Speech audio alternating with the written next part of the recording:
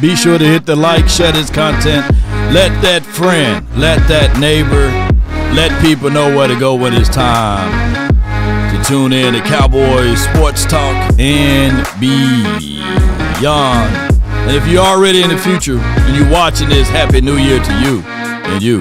Let's get it. Run from it. Destiny arrives all the same. And now it's here. No definitive answers. Plus more and more. More and more. Come on, baby.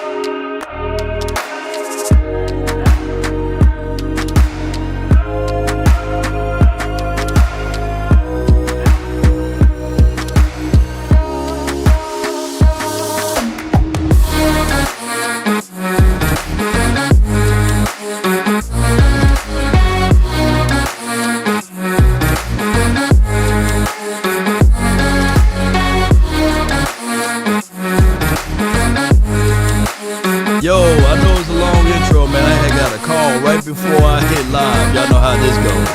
But I appreciate y'all, man. So it's the longest intro in life, but I appreciate y'all.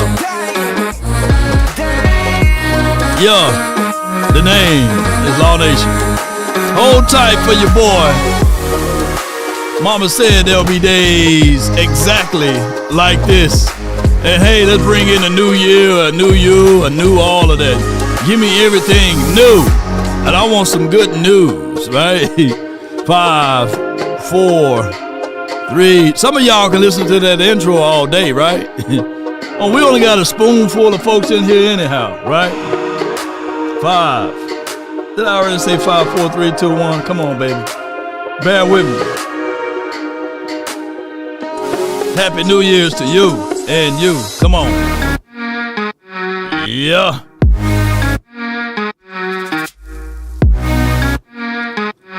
Come on with it. Vlad, I see you in the house. Yeah. Come on with it, baby. All right. OJ, I see you. Cliff, what's good? He said, talk to me, Law. I got you, you know. Appreciate it. Gerald. Never Lust. Appreciate you. David J and everybody that's watching. If this your first time ever here, we really appreciate you guys for stumbling across Law Nation. Oh, okay, let me put this news out here. I'm not going to say the S word, you know, but I will apologize to those who were offended with me having Jerry Wayne Jones with the clown face on yesterday. They said that was distasteful. I'm not respecting the old man and these sorts of things. And I'm always fair, granted, if he deserved to have the clown face, y'all put clown in the chat or put the C word, but I get it. I can get it where it comes from. Hey, man, you talking about a legend, 10 to 15 years from now, you're going to regret putting clown stuff all over the legend with the gold jacket, with the 3 Super Bowls and these sorts of things. And I got a whole bunch of people. I don't know whether or not that was Jerry Jones PR people because they don't like the clown activity and they don't like him looking as if though he is a clown, and he's running a multi-billion-dollar organization. And I know they can smite die Law Nation, because I do use a lot of Cowboys stuff, but I just want to put that out there that this is how can we can get around this entertainment, baby, nothing personal, Yeah. So it's just entertainment, Yeah. David says, don't apologize, Law. You know what I'm saying? Hey, as political Law got to put this out there, man. The apologies for those who are offended, But this organization, this whole organization is the clown show. I feel you, But what they say is parody or what you call those shows where you can talk about folks and they fall under that line. I need to put a disclaimer in my chats though. I need to put a disclaimer in my comment box. Y'all know how this goes for me, man. I be getting angles, I be getting darts and stuff, man. What more do you want from me? Yeah, Willie T said don't apologize. Buffoon billionaires from Arturo. Yeah. So, just to make me sure that with all of the mixtures of 29 years of frustration, I see you, Justin D. We're going to listen to the Jones, the clown. Oops, did I say that again? We're going to listen to the Joneses, you know what I'm saying? But at the end of the day, real talk, if we offended your granddaddy, your dad, or your side dad, or however that goes, the apologies from Law Nation Sports. That's the only thing we can do is spit the truth. We got a little bit disconnected there. You were talking about Coach McCarthy. We sure did. I apologize. He apologized. And listen, you probably didn't hear the rest of my answer, but you learn a lot during adverse times, challenging times. You learn a lot about yourself. But certainly you learn how it is to work with someone. And yes, it's been that kind of year. I learned a lot, as much as I knew about Jimmy Johnson when we first got involved with the Cowboys. I learned a lot more when we won one football game, and it was all good. And you got to be able to operate and go forward when times get tough. That's a purpose. The game is about that. So, yes, I've learned a lot. He learned. He Jerry, still learned. With so many of your coaches, not just Mike, but with so many of your coaches out of contract beginning next week, how quickly do you feel you need to make decisions on those contracts? Jerry! No, I'm not under any unusual time frame at all. Jerry said, look, man, I'm not under unusual time frames at all. But to be understanding with all of this, the Cowboy Nation, we can read the tea leaves. That's just for what it is. We can read the tea leaves here, and we can see what's down the line. Here we go. I had to make sure I put this up there for fair use purposes. So y'all bear with me. Jerry is full of SHI, and T and all of that stuff. Boom, here we go. And this is brought to you by 105.3 The Fan. The voice that you guys are hearing is Jerry Jones. Mike yesterday was talking about the situation. He also declined to speak on his status specifically, but he did say that this year has been a challenge in terms of the contracts of the coaching staff not having that certainty. Do you think those contract situations have presented any distractions for you guys this year? Put a 1 if the audio's straight. No. I think in regular life, away from coaching, you have most of us that operate without a guaranteed contract for the next year. And that's to me, I've seen people do better as well when they don't have a contract. Very few people have. You liar! Yes. the times that we have coaches operating off of no contract. It's rough times. It's too much pressure, Jerry. And for those who got jobs this year to year, man, I guarantee you, if you got a job this year to year or month to month, you got gray hairs or you got no hair, you bald headed. Let me know in the chat if your job and you're happy to go to work when your back is against the wall. And especially, hear me out with this, y'all, especially when you don't have the possible situation to have the controls of things, right? Now, if it's me by myself, then yeah, I control the outcome. But Mike McCarthy don't control the outcome. It's not like Mike McCarthy, unless he did, he deserved to get this.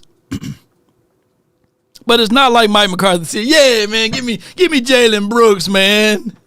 Yeah, man, give me Zeke. Give me, let's throw in, the whole Tiny Dudes Vaughn. This is what I'm going to do, man. Yes. Let's not pay Dak Prescott until day one of the first game or to 30 seconds before we have kickoff on the first game.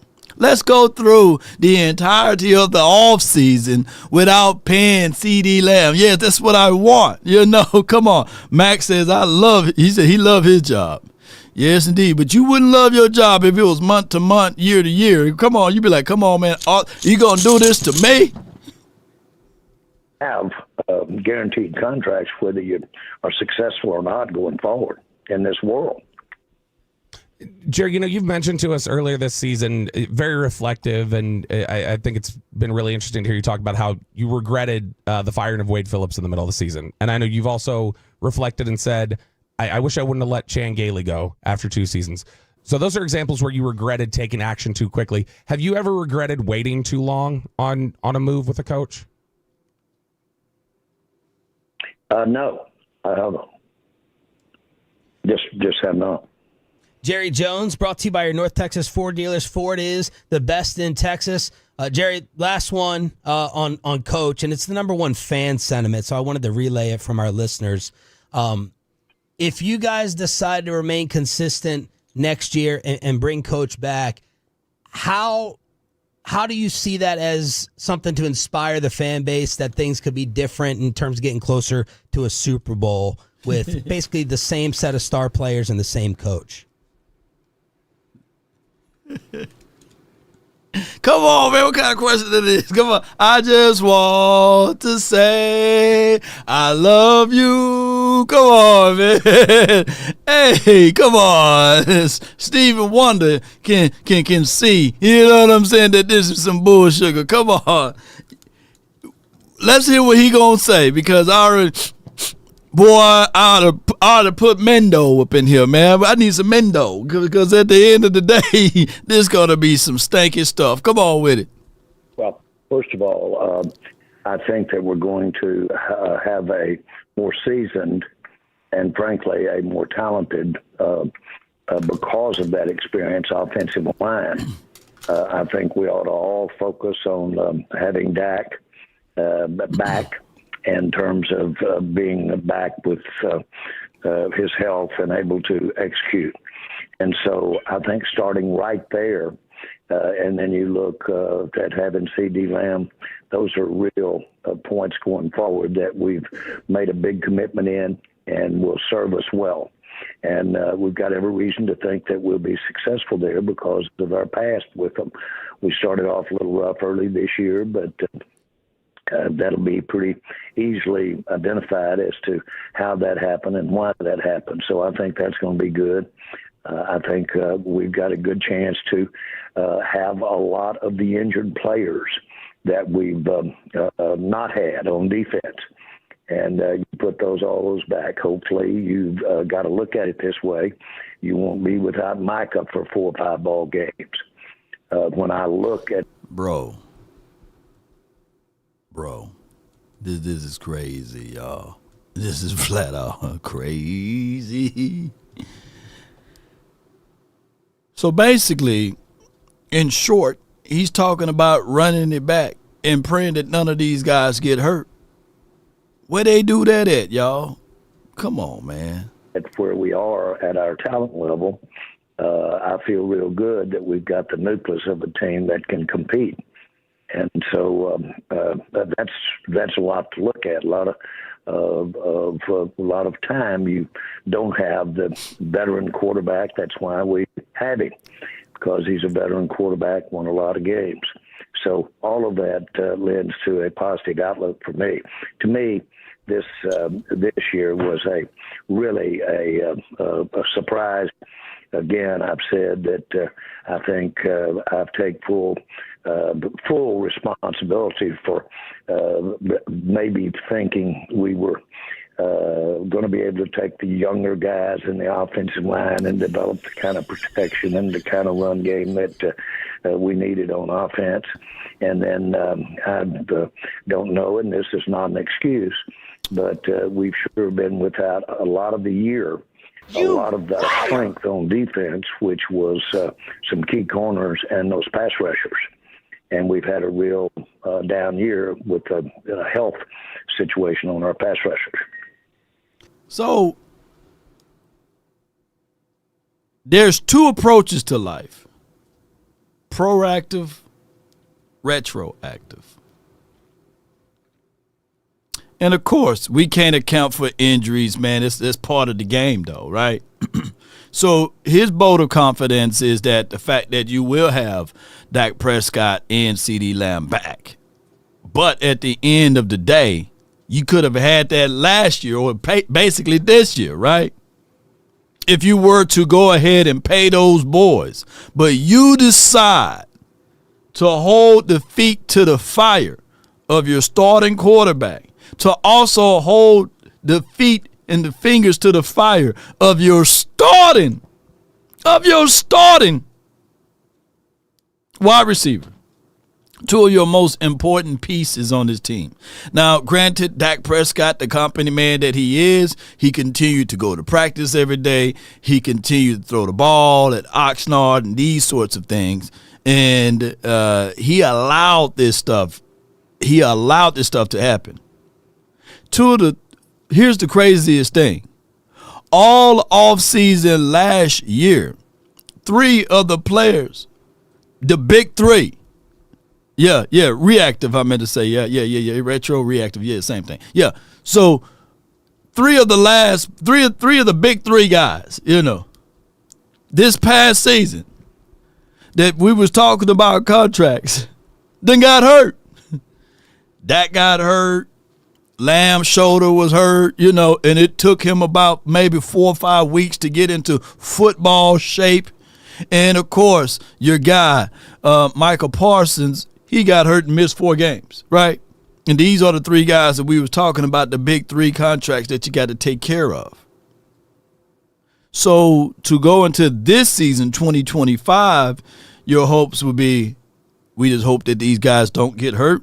Come on, man. Come on. Man. Jerry Jones here on Sean and Bobby. It is your home of the Cowboys, 105.3 The Fan. Jerry, does the thought of major changes, is that an uncomfortable thing? You're always talking about your football life. You don't have time to have a bad time. Do you think that contributes to thinking, all right, continuity and consistency is the way? It's too uncomfortable, too many unknowns for big major changes versus keeping things pretty much the same? Well, it's your definition of a major change. If you have somebody come in and have a great year at a position, and especially the impactful positions that you have, which is pressure on the other quarterback or basically get without a stalwart in the middle, just having them there when they weren't there the year before is major change. What you may be referring to is new faces rather than a face that we started the year off with or that we didn't start the year off with in case of Williams, our pass rusher, Sam. So my bottom line is that I think we can have major change as far as the team is concerned with many of the people we were counting on that didn't play this year or because of injury. And then I think we're going to have a good chance to do some of the things that we wanted to do with our schemes that we didn't get accomplished this year. Those types of things will be major changes in the pro sports in the NFL, which when you have players under contract and you have them for several years. All right, as he rumbling here, people asking who's our strength and conditioning guys. Harold Nash with 19 years of experiences, Kendall Smith, who have 11 years of experiences, and as well as the Cedric Smith, who's on the staff. So all three of these guys are the strength and conditioning people. And I don't know, whether or not you want to can these guys or continue to work with these guys. But shout out to Kendall Smith. He's a good follower of this channel. But outside of that, I don't know Harold Nash as much. And I think Harold, he just came aboard this year. So those are your strength and conditioning coaches there. So if you want to know, for those who's looking to know, basically. And, of course, these are your executives and everything right here, Yep. So let's get to more of this conversation. Then that pretty much restricts you from changing. That's one of the good things about having the flexibility when you don't have contracts. But so all of that cuts both ways. But I think our fans can look forward to the kinds of things that a healthy Prescott, a protected Prescott with able to really have the complementary football that Mike talks about, the run game complementing the passing game. So you coming back? I think we have that. And I sure think we can have some of those players that we didn't have for the most part this year on defense that will really help us out. And we'll add some new faces as well. But that will, in terms of numbers, you've got your contracts in place that are there. You've got a lot of them are out of contracts. And so that's where you'll have some flexibility if you want it. Jerry, I don't know if you got a chance to catch Coach Zimmer yesterday, his press conference. He was very emotional and reflective, but he basically said, I would have done things a little bit different to start off the season. What do you make of Coach Zimmer's comments? Even if you didn't hear him, I'm sure you guys have talked about that stuff behind the scenes. Before they go in with Coach Zim, that's why they call it a program. It's difficult, and I'm not making excuses for Zim, but it's extremely difficult to get continuity and rapport with your team when you don't know them. Think of it this way. He haven't been here for a full calendar year. He was hired a little later last season, right? And he had to get to know those boys and know the strengths and the characters of those individuals.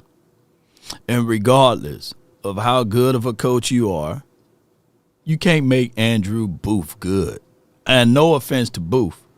Some people just ain't good, And you got to figure out ways to make this team good within a stretch of a year. And then on top of that, the gauntlet of the schedule makers tried it the best way possible for the outcome to be to where it is now. Not saying that the Cowboys should have had a softer schedule, but I said before even the season kicked off, it appears that the schedule maker used ChatGPT and say how to make the schedule as difficult as possible for the Cowboys, right? Gerald said Booth is not an NFL DB. Yeah, he got to go back to college, man. Send him back, huh? Put him back into the wombs. Yeah, but we've seen the progress of the defense. To me, the defense gave us a little bit more than the offense this season, right? The defense improved, and let me double check. Let me double check right quick. And let me double check who finished out on top of each other because of the fact. Let me see. I'm type in Dallas Cowboys and type this in. Let's see what we got. Let me see what we got. Yeah, the defense damn near better than the offense. It finished 23rd. Offense finished 28th. Who had the most injuries? You had Marshawn Nealon, your rookie draft pick, to be out for several games. D-Law to be out. Sam Williams to be out. Bland missed several games. Of course, Trayvon Diggs. Shoot, pride hurt. You know what I'm saying? When we seen some growth, Josh Butler, he got out, And, of course, offense was hurt too, but majority of in Overshawn, he's out, right? Shoot. It's just how it goes, man. And Zim going in with a whole new philosophy, trying to teach these people X, Y, and Z things. The defense improved better or more than what we've seen out of this offense. Let's listen to more what they have to say. I don't believe that I've ever seen anyone that is any more confident within himself and should be than Mike Zimmer. He's been there and done that. And when he reflects back and said, if I had that to do over again, I would do it differently, that's telling it like it is.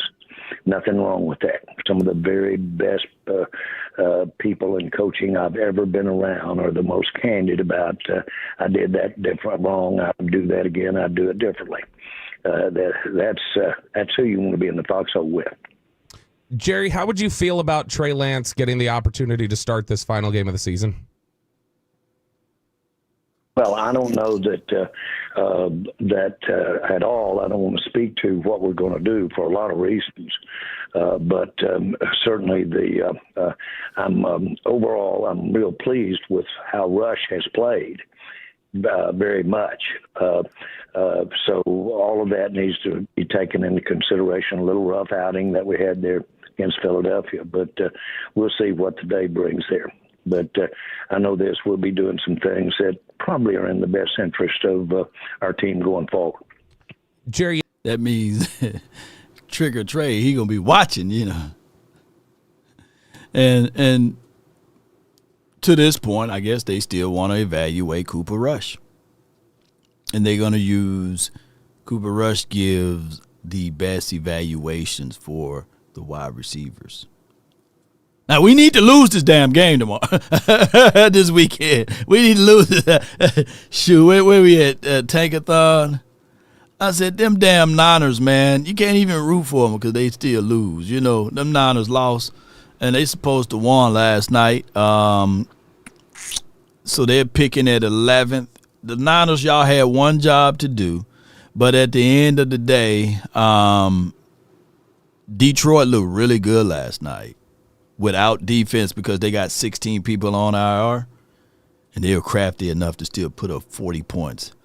But it was a real good drive. They was talking about that Ben Johnson in that game had 6 consecutive scoring drives. It was crazy.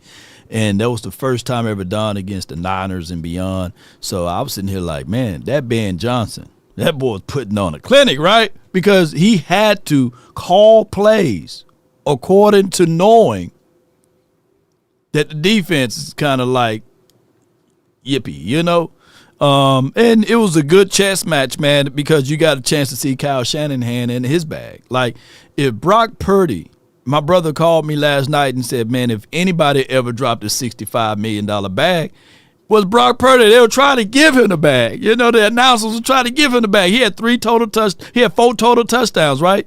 But the 2 INTs was crazy, Shays. The Niners will beat the Cards. It's from Willie T. So if the Niners beat the Cards, right, that's what we need. We need the Niners to beat the Cards, and we need to lose. I hate to say that, yo, but I just don't want the Niners drafting ahead of us. I just don't want that. You've talked a lot about the decisions that you have to make and that you're evaluating with your coaching staff and with players too that are pending free agents. We haven't talked a lot about personnel potentially. Will McClay mentioned in January that he was entering the final year of his deal as well. Are you evaluating Will McClay's future with the organization at all as part of your outlook? We have in all of our organization, we have people's agreements, if you will, their contracts. We have them come up. I prefer much shorter contracts than probably the people involved would like to have. And I do that because that's pretty Speak up! Impactful when you can't move because of contract. And so I like to have the flexibility and comfortable with them. Speak up, Jerry! So we'll be, have been, and will be. Jerry! Jerry! Jerry! Draft and they knocking the rings off of him. A lot of people don't realize is Will's main job is organizing the scouts. Jerry! Jerry, we're losing you a little bit. Step to your right. Is that a blooper? Okay, guys. There we go. But I'm actually okay. There you go. But so we'll just see how that works too. Well, Jerry, we'll let you go with that then. Thank you for answering all the coaching status questions. This was the number one most memorable Jerry Jones interview year of my career. So thank you for putting up with it throughout a tough season, and we look forward to the next one. All right, guys, we've got a lot of living ahead of us. Let's enjoy every day. You got a lot of living. Shoot, Jerry gonna outlive us all. We gonna all perish, and Jerry still gonna be here, putting salt on his McGriddle. Shoot, yeah, man. Shoot, I don't know what was going on with Jerry, man, in that line right there. But salute to Jerry on his phone. Somebody said a rotary phone. Y'all crazy. We knocked them all of the 5 rings just falling out of Jerry's pocket. Well, the 3 rings that he got. That was 105.3 The Fan. Be sure to check them out on all of their splendor. Here's what was talked about, and we didn't get a chance to get it due to the interference. It's reported, shout out to my dog, John Machota, and Cowboys Collective on John Machota as well. John states here, Cowboys owner Jerry Jones on 105.3 The Fan when asked about the Eagles roster. Constructions versus Cowboys roster constructions. He says they're at a time where they are paying their quarterback now, right? They really spent some money to put that team together, and they spent some cap. This is a good time for them to hit because they have a lot invested in their team, right? I for sure make comparisons with the cap status of other teams around the league when they're got room to grow the cap. I do that all the time. When do you do it? You know? I observe every club very carefully. I obviously look over and apply it to us and where we spent our money. That's why we signed Dak and CeeDee Lamb this year. We knew we're cornerstones of the future. We knew that they are the cornerstones of the future. Jerry, won't you lean forward and don't y'all go tell Jerry, don't y'all be snitching on law over here. Don't be snitching. Jerry, lean forward just a little bit. This gonna hurt. Slap the teeth out. Slap the teeth back in. That's spot money. Because if you pretty much watched all of the other teams. Lord, if you watched all of the other teams, you wouldn't have waited till the last hour to pay Dak Prescott. You could have got Dak for $10 to maybe $5.5 million cheaper, you know, if you watched all of the other teams. The time when my guy, CeeDee Lamb, last year, was breaking all of Michael Irvin's records and stuff, you would have said, hey, CeeDee, before this season even go into the next season, we're going to go ahead and spunt that money. You know what I'm saying? We're going to go ahead and do that. So, yeah, Jerry, lean forward just one more time. I can hear Jerry right now. I wish I had the button close to each other, you know. But hold on. Give me. What's your point? Yeah, this is the point right here. Now, lean forward. As old and gray as you are, you finna get some hit with some wisdom. Come on with it. And don't y'all go tell Jerry and them. Don't be telling Jerry on me and everything. Don't be telling Jerry Jones people, man. But it's crazy to think that, right? To add insult to this particular injury and to bring back, and please don't crucify me, y'all. But to bring back clownery activity, you know, I got to play this from my guy, Kevin Gray, because he pretty much put the Joneses in the body bag with this particular conversation piece. And on top of that, the brother is right on the money. The brother is right on the money, ladies and gentlemen. And I want to know how in the hell,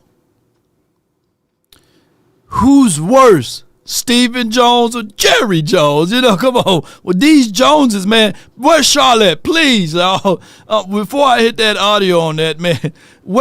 Charlotte, she's the savior of this particular organization and franchise. Charlotte Jones, come on. Women empowerment, women movement. Yeah.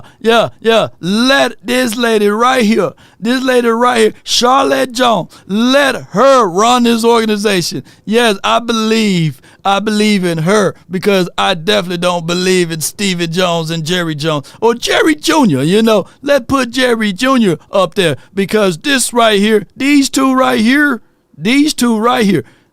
come on, the devils of this old operation. Yeah, come on, put some horns on these boys, or they bunny ears. I don't know, but these two right here are ruining the organization and franchise. They are. They need to sit down. Let somebody else get in control of this. Let some other family member be in control of this, because this is insane. Yes, this is insane. But let's listen to Kevin Gray, because man, this is going to be crazy.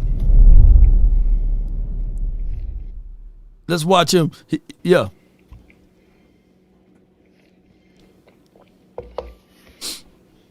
So let me get this straight.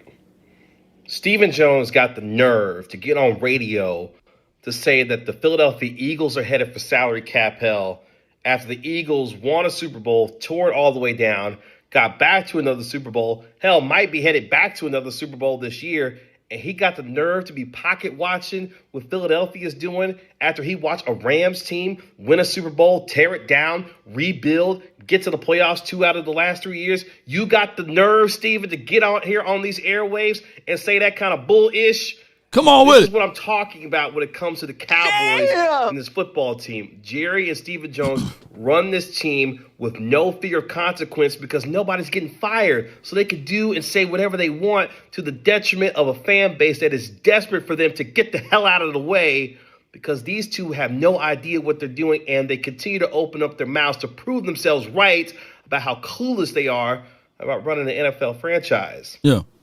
Like you, I'm over it. Man, that's some fire right there. Can you imagine? And nobody want the Eagles to fall more than I do right now. You know what I'm saying?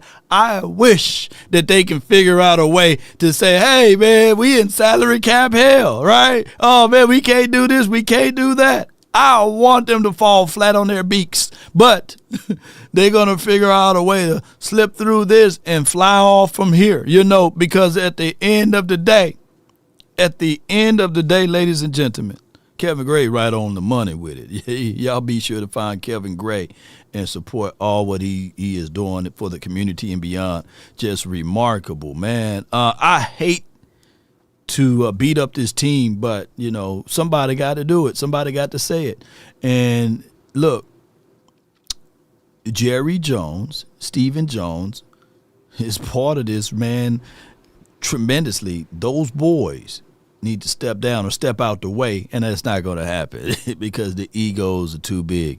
Philip says Kevin is absolutely correct. Before we get into other segues here, I know I started a little bit early, want to kick off the new year or get into this new year a whole lot faster.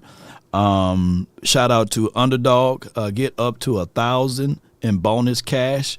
If you played last night, the picks that I used, the apologies. You should have used the flex payout, because you can get one right and get one wrong and still come out on top. But my selections, I went against Brock Purdy. I didn't think that Brock Purdy would throw for 377 yards. But I got something to tell y'all. Tonight, Ashton Genty, that brother right there, tonight he's going to be running. And they got him down for 129 yards. I think that Ashton Genty, with all of the eyeballs that's going to be on him, I think that he's going to do great numbers tonight. And I ain't going to be foolish this time around.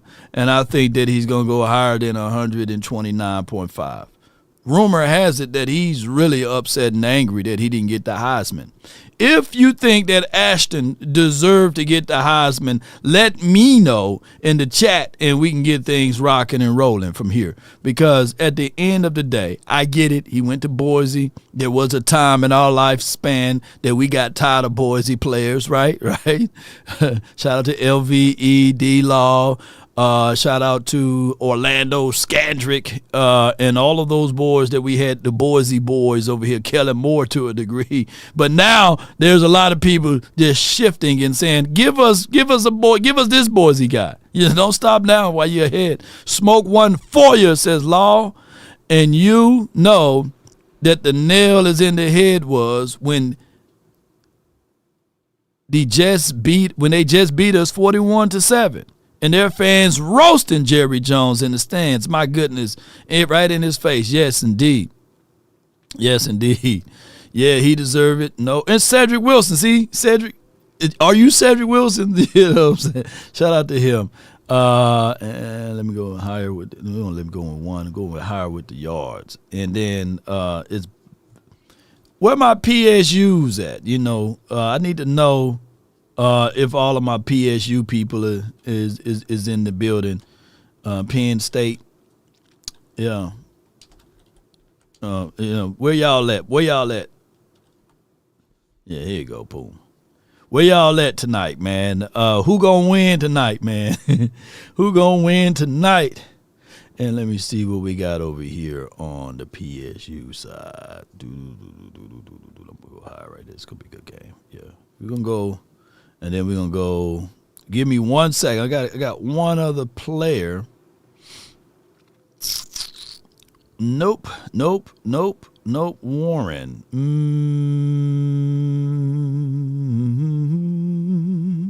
Give me 1 second. I'm looking at, I don't know anybody else on PSU that I can go with. I guess I'm going to go with these two right here.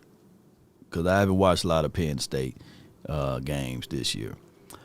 Penn State will win. This from Justin Deep. Hey, Justin, how you like that Penn State coach? Is he looking for a job on the next level? Is he looking for a job on the next level? Let me know. Yep, let me know. We can go 15, confirm here, and we're going to share this with you guys, 15 to give us 45. Warren is a dog for my pen. Yeah. Oh, I should go back. Hold on. Let me go back then. Hold on. Add Warren. Where Warren at? I just saw him a few seconds ago. Warren G. It's a G thing, baby. Just saw his name. Where Warren at? Give me 1 second. We building the plane as we fly. Action Power. Warren. What's his first name? Is it Tyler?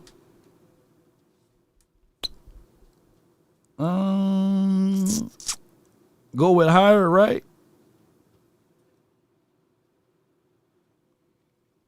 Let me see if we can get that going in now. We go with Warren with higher.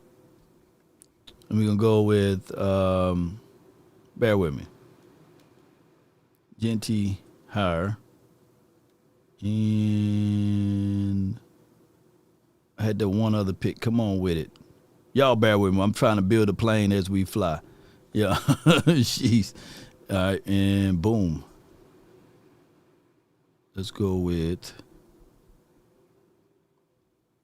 Yeah, they got it right here. Boom. And then we go 15 there. Flex it. Yeah. Firm. All right, we're going to share this one right here. Yeah, appreciate y'all, man, so much. Man, boy, y'all know y'all football. Y'all know y'all college football. Check that out. Click that link right there. And when you download Underdog, be sure to use promo code LAW. And we use the Flex Me. So if all you need to do is get 2 right out of 3. Yes, indeed. So let's go, everybody, man. I appreciate y'all. Happy New Year to you all. And let's get this party on the road. Now, one other commercial that we're gonna do here. If you were driving and you were listening to Jerry and you thought that was the chopper going down and you were sitting there saying, yes, no more Jerry. Oops, I said it out loud. And then you said, oh, he's still alive. And then you swerve and you get back in your lane and someone else swerve and they hit you. You know who to call, right? It starts from the first phone call. Most of the time, you're going to talk to Gene Burkett, a 30-year partner. You're not going to talk to some employee that just got put on the phones that day. There are things that are so crucial, especially if it's a cataclysmic event, to have our experts get out and look at the vehicle, witness statements, photos, the whole thing. Call Frenkel first. Chosen by the people, feared by the insurance companies. Call Frenkel first. 214 or 817 and all of the 3s. And just to be real with everyone, it's only entertainment, right? We don't wish any ill will on anyone. But if you are hit with anything, be sure to dial 214 or 817 and all of the 3s and call Frenkel and Frenkel Personal Injury Lawyers. Let's get it. The name is Law Nation. 657-390-7391. The hotline for your mind. Come on with it. Hey.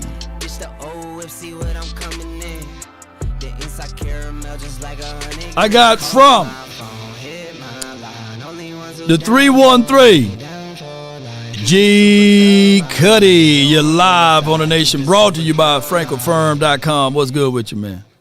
Law, what's going on, man? Not much, man. Appreciate you, man. First, let me start off by saying that great year, man. Another year that you really, keeping things together with us, man. Keeping us riding through a tough season, man. So I appreciate you, bro, man. I really do, with all the content and everything, man. So appreciate just you. Want to make sure I said that, man. Quick question for you. So this last game, Sunday, have they come out and said that they're gonna play Trey, or are they gonna keep Cooper in because that's their best chance to win, and they pushing to win this last game? What's the direction they're going? Well, I know for sure that this team, they're going to strive to win. The players they got incentives that they want to hit. Coaches got to make sure they display the best versions of themselves, because at the end of the day, everybody's contract is over with. Everybody's literally on a temp job. So they are trying to get the kids out of school. They are trying. This is on a personal level, right? They are literally walking the floors and they hitting up other coaches saying, hey, man, you going to look out for me, man? Hey, man, you going to look out for me? Because they got to display all of that stuff. So as you look at last night game, if you watch the 49ers versus the Detroit Lions, right, that team then already announced that they eliminated. The 49ers been eliminated. But they tried their darnest to showcase their best tape because people got contracts. So it's going to be similar going into this last week versus the Washington. One thing that we can't have is the Washington team blowing us out. We can't have that here. Yeah. What do they have to play for? Do they have a chance to move up in seeding, or are they slotted where they are? Are they going to just rest their starters because they I don't know if they fifth or sixth, whatever. Are they locked in, or they got a chance to go up if they win? Let me see. They have a chance to either play, and I don't have the numbers. Somebody may have it in the chat. So they have a chance to change the directory on whether or not they play Tampa or they're going to play the Rams or Green Bay. So the wild cards are going to be determined, on who wins or lose, right? So they have a chance to determine who they're going to play. Kind of like, for example, in 2021, you remember we were rolling and the 49ers were barely winning or however that was going. And Michael Irvin was like, one team that you don't want to play against will be the 49ers, right? Because of the matchups, right? And then just last year when we was going, I think that we would have had a better chance on playing a team outside of Green Bay. You know what I'm saying? So it's kind of similar to that. Yeah. Yeah, you get what I'm saying? So matchups is everything, because what you want to do in the postseason is get you a good win first, so you can get that momentum going. It's no more tomorrow, but you don't want to play a team basically that don't crawl into the postseason, right? And they're sitting there like, it's a new season for us, and they play reckless abandonment. You know what I'm saying? So yeah. Right. I was just, the reason why I was asking that is do they have something to play for? Sounds like it does. Yeah. One other question for you real quick. I mean, I appreciate the insight on, how we looking at wide receivers, which is crazy.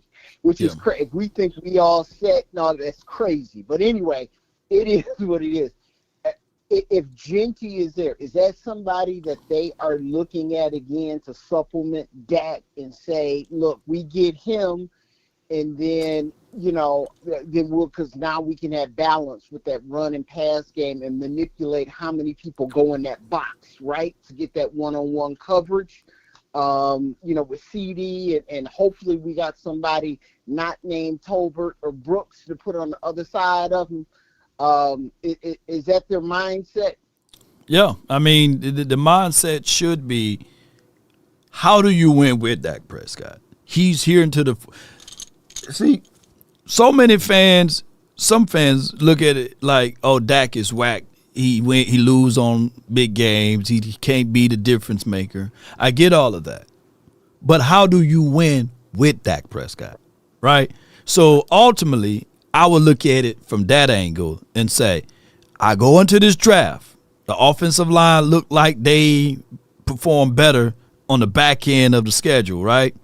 So what I need now, I know that this is a play-action quarterback. This is the quarterback. Most quarterbacks are play-action. Most quarterbacks do play better when you got run game, a la John Elway, right? And I'm not saying Dak is John Elway. So what I'm looking at in this draft, how I can solidify the run game. And if another team, here's the thing, if another team takes Genty, it's not the end of the world. Yeah. It's not the end of the world. Right. Do your homework and make sure that you get you a running back. Whatever the Cowboys do during this draft, they can't wait to the 5th and the 6th round draft pick to draft the doggone running back. You only got 3 picks, 1st, 2nd, and 3rd, because you got rid of your 4th. Right. So let me ask you real quick. So let's say that scenario play out. Somebody jump in front of them, they grab Genty early.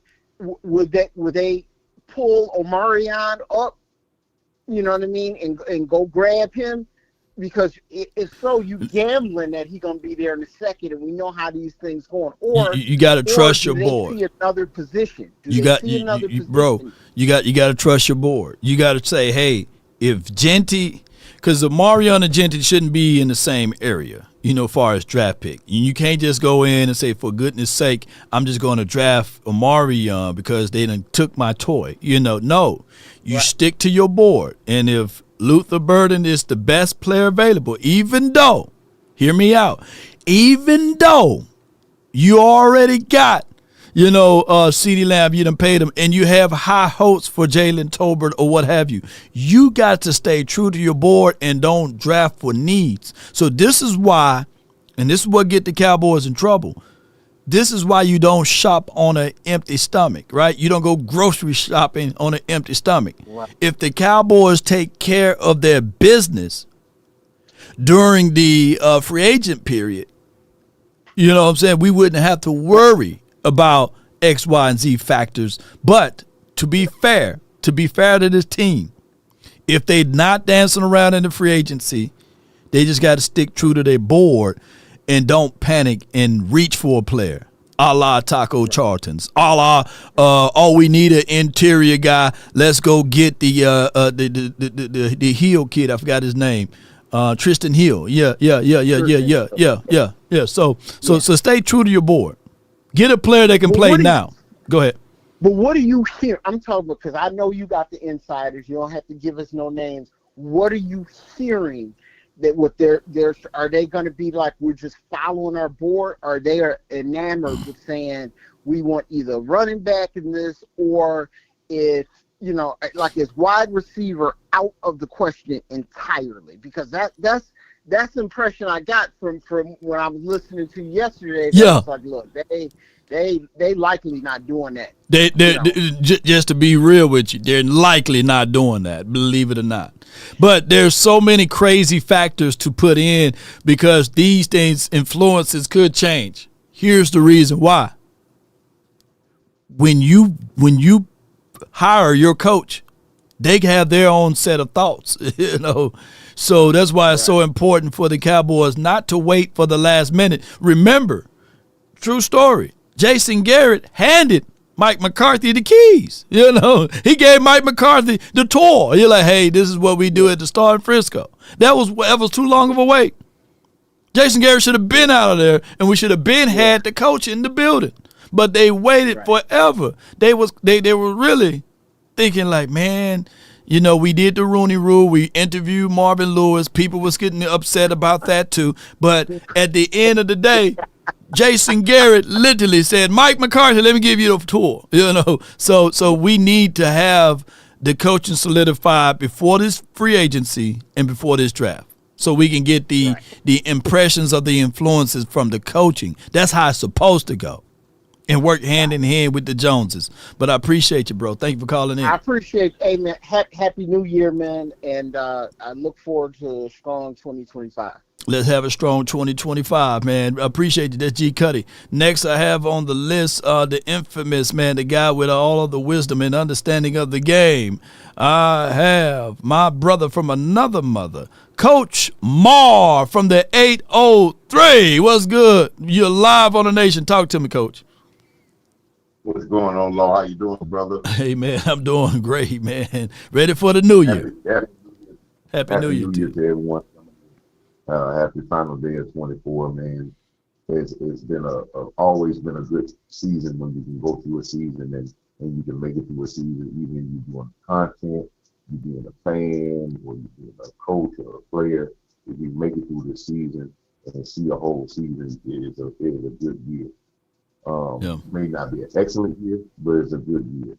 Yeah. Hey, Coach, you sound a little muffled, but I can fight through it a little bit. But if you can, Yes, indeed. Yeah, that's Coach Marv, y'all. He's getting the audio straight and everything. Let's see if we better now. Are we better now? Yeah, Coach. You're on point now. Yeah. Yeah, we better. I'm just that bad. But check this out, Law. Mm-hmm. I know we got a lot of people talking about a lot of things, and we got a lot of things going on. But I just want to make sure that everybody knows that the only way that we can get to success is only with hard work. There is no quick fixes. There is no going out buying players, buying a championship, plugging people in. It's all about, yes, you can go out and get guys, but you got to utilize them correctly, and you got to be able to put something in place, and you got to put a culture in place that is a winning type of culture and a winning type of a way about you going about doing things. Yeah. And right now, I don't think that we have that. I don't think we have that. You made a very interesting point about Jason Garrett. We went too long with Jason Garrett. We went almost 10 years with Jason Garrett. Mm-hmm. We changed up coaches with him. But you got a guy now, maybe McCarthy is taking you to as far as he can take you. Right. And this is what I want us to say. I don't think that we as a Cowboy fan base are pushing the thing that I said we need to push this offseason. I understand we talk about going into free agency and doing all that in free agency. There's very few teams that's going to get really quality guys in free agency that's going to be top-notch guys. Because if they're top-notch guys, they'll still be their own team. So you're always going to get the level down with free agency. Or you may get a trade with a guy that may be a disgruntled guy and you want to get out there. But he got some flaws, too. He may have a character flaw. Right. But I think what we need to push is that how can we have this much fan base support for a team, and we don't feel that our coaching staff, if we put our coaching staff against other coaching staffs, can win. And if that counts money, you have been the only content creator that have said this over and over again. There is no salary cap on coaching. Right. And if there is a coaching staff that we can put in place here, not a fantasy coaching staff, but a coaching staff that we can put in place here that can build a mentality for us to win.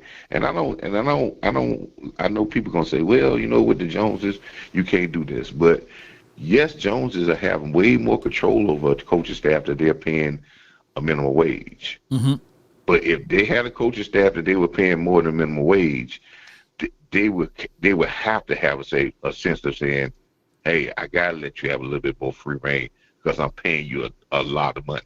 This Facts. is why Will McClay gets paid. This is why Will McClay gets a lot of reign, because Will McClay gets paid a lot of money to be in his position. He's probably getting paid more than the general managers get paid to be in his position.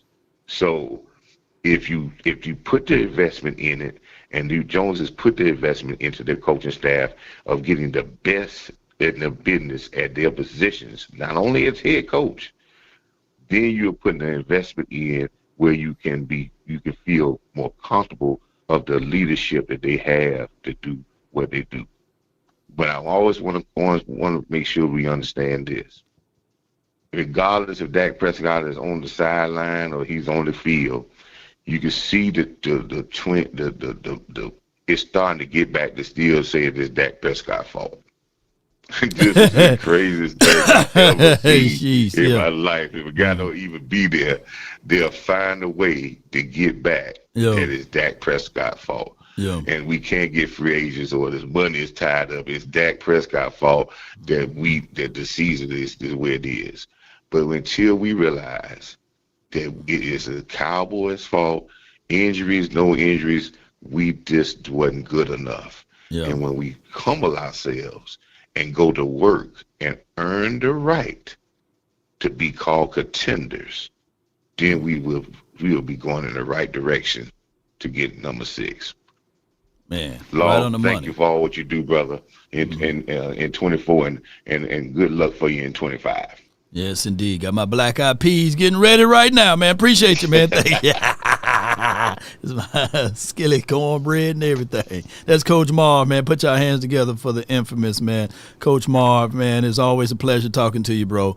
And may you have a blessed 2025, too, man. And get your cabbage leaf, put it in your wallet. Y'all know how that goes, especially for those down there in the South. Yeah, but keep us some rice with my red beans, man. I mean, well, not with my red beans, but my black eyed peas.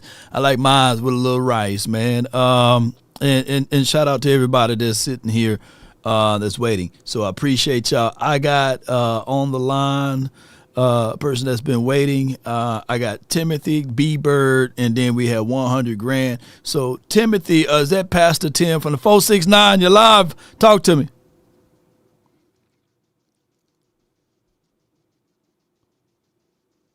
Yellow. Pastor. No.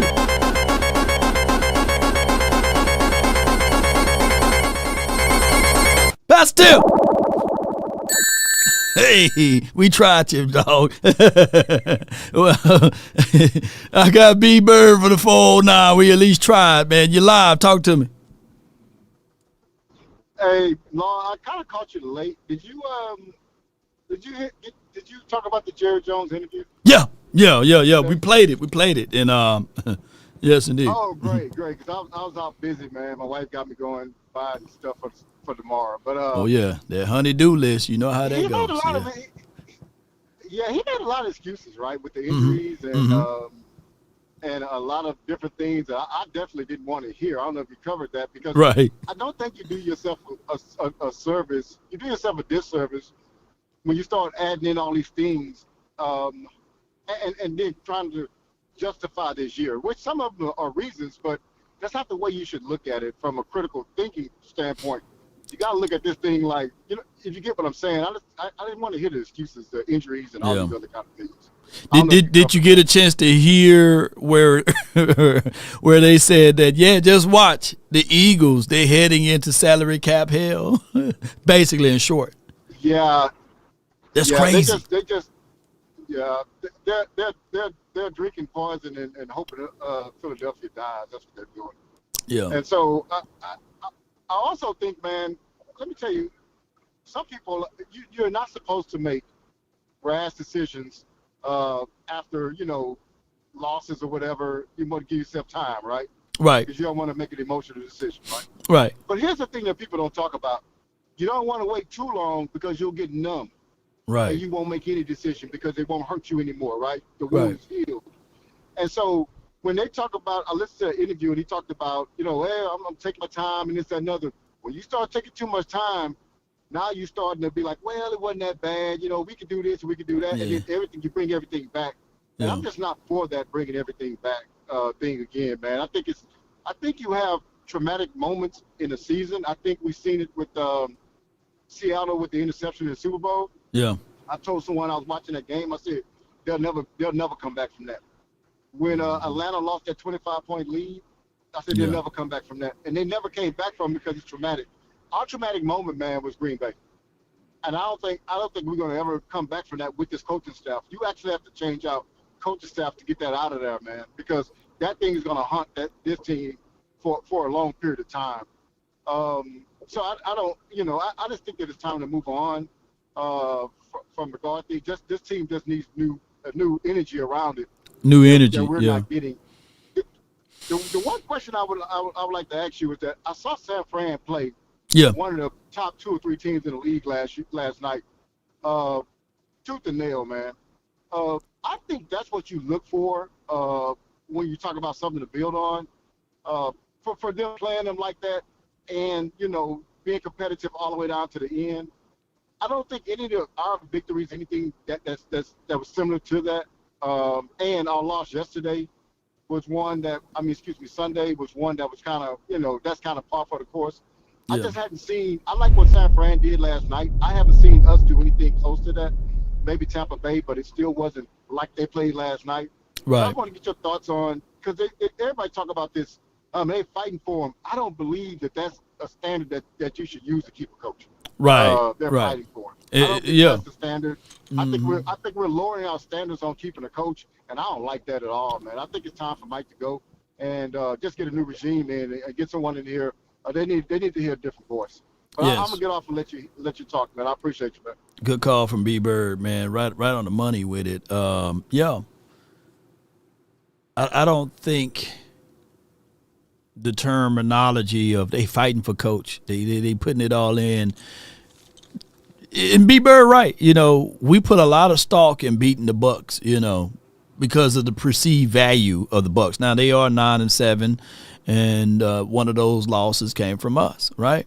We put a lot of stock for some strange reason. A lot of people put a lot of stock in the fact that we beat Carolina, and all of the numbers and these sorts of things were inflated, and people were hitting us up and saying,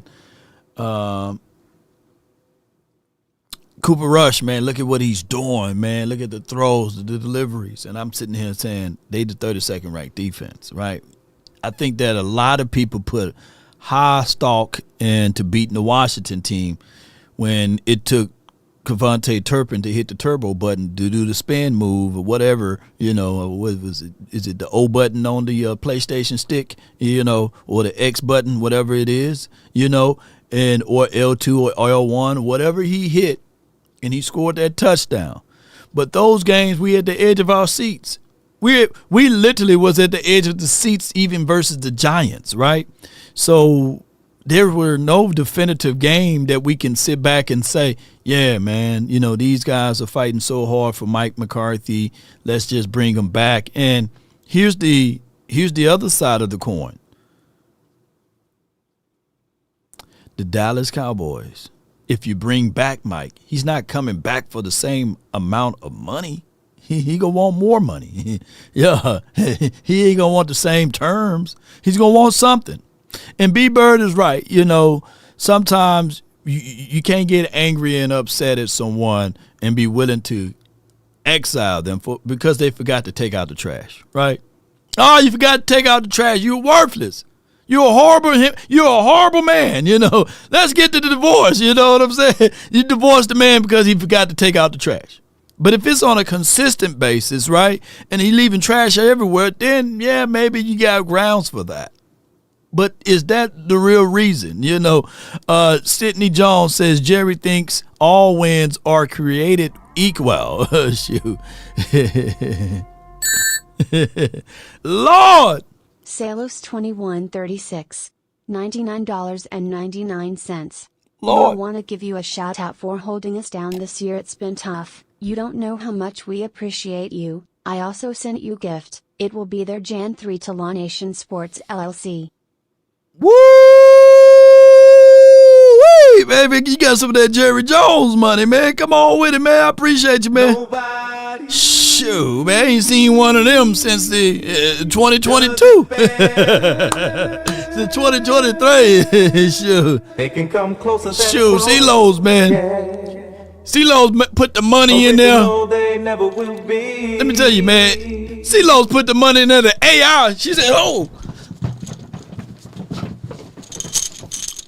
She read it. You made the AI speak on it, man. Appreciate you, man. She was asleep. Hey, no offense to you, Sydney, but she didn't say nothing.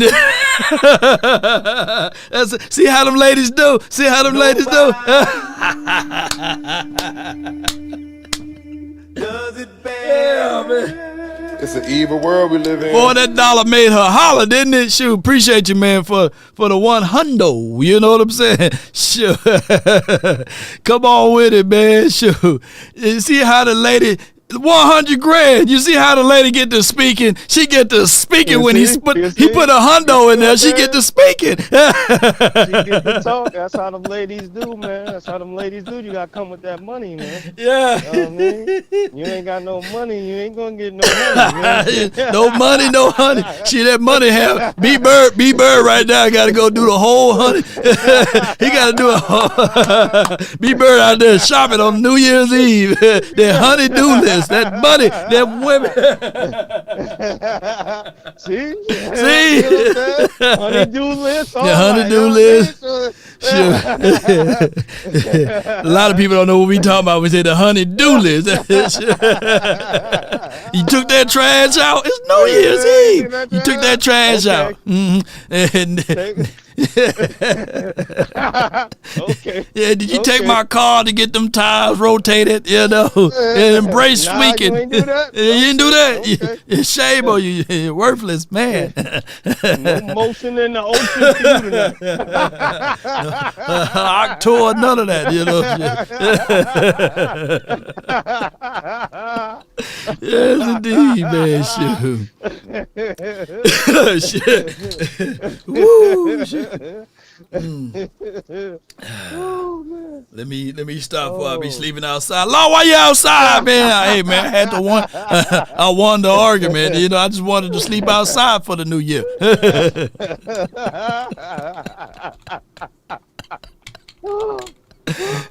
Shit. Lord, man. What you got for me, man? What you got for me on this beautiful last day of the year, man? Listen, man. I don't want people to bring up the 49ers in that game last night. Because you know what we would be saying? You know what we would be saying, Law? What would we be saying, You know what we would be saying, Law? Man, Mike Zimmer, I don't know, Mike. I don't know, Mike Zimmer. What happened? Michael Parsons, where were you at?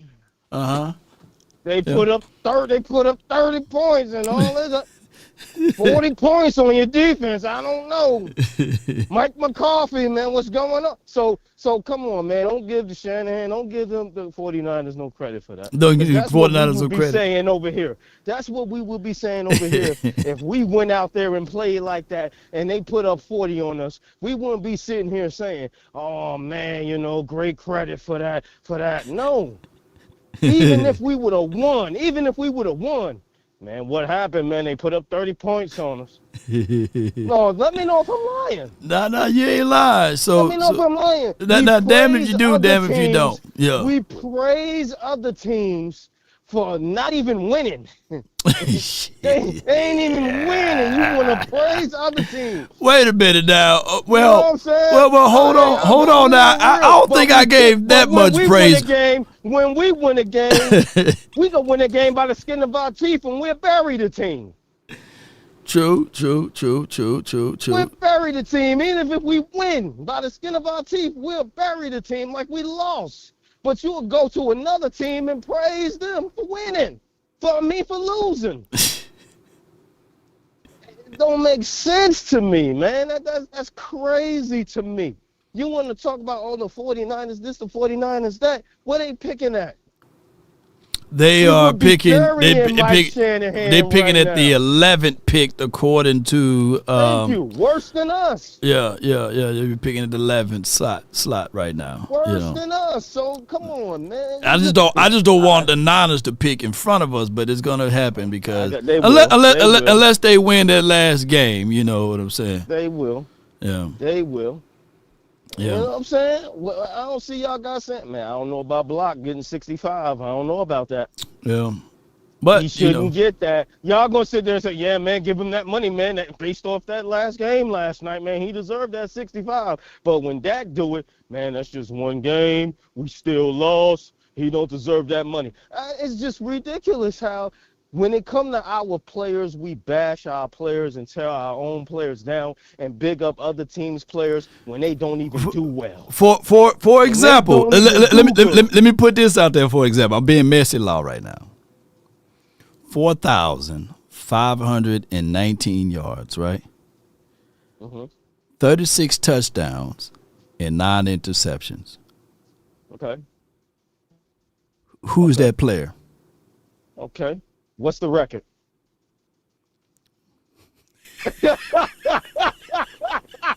Hold on. Hold on. Versus 12 and 5. Okay. 4,641 yards. 42 touchdowns, 8 interceptions.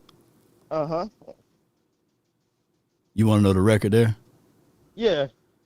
8 and 8. I'll take the 12 and 5 because that's what Cowboy Nation to do. You getting up all those stacks and all those yards, but you're not winning. That's why they praise Jalen Hurts. Jalen Hurts is a winner. Hey, wait before you can say that now. That was Dak Prescott last year. Yeah. That was Dak Prescott last year. He had 4,519 yards, 36 touchdowns, 9 interceptions. And guess what? I didn't put in the fact that this dude did majority of that all the way up into the third quarter because he didn't even have to play the fourth quarter. So you know what I'm saying? And they still bashed him. They still bashed him. And on the other end over here, you got Joe Burrows with the same record. But he played all the way to the fourth quarter. Yeah. Thank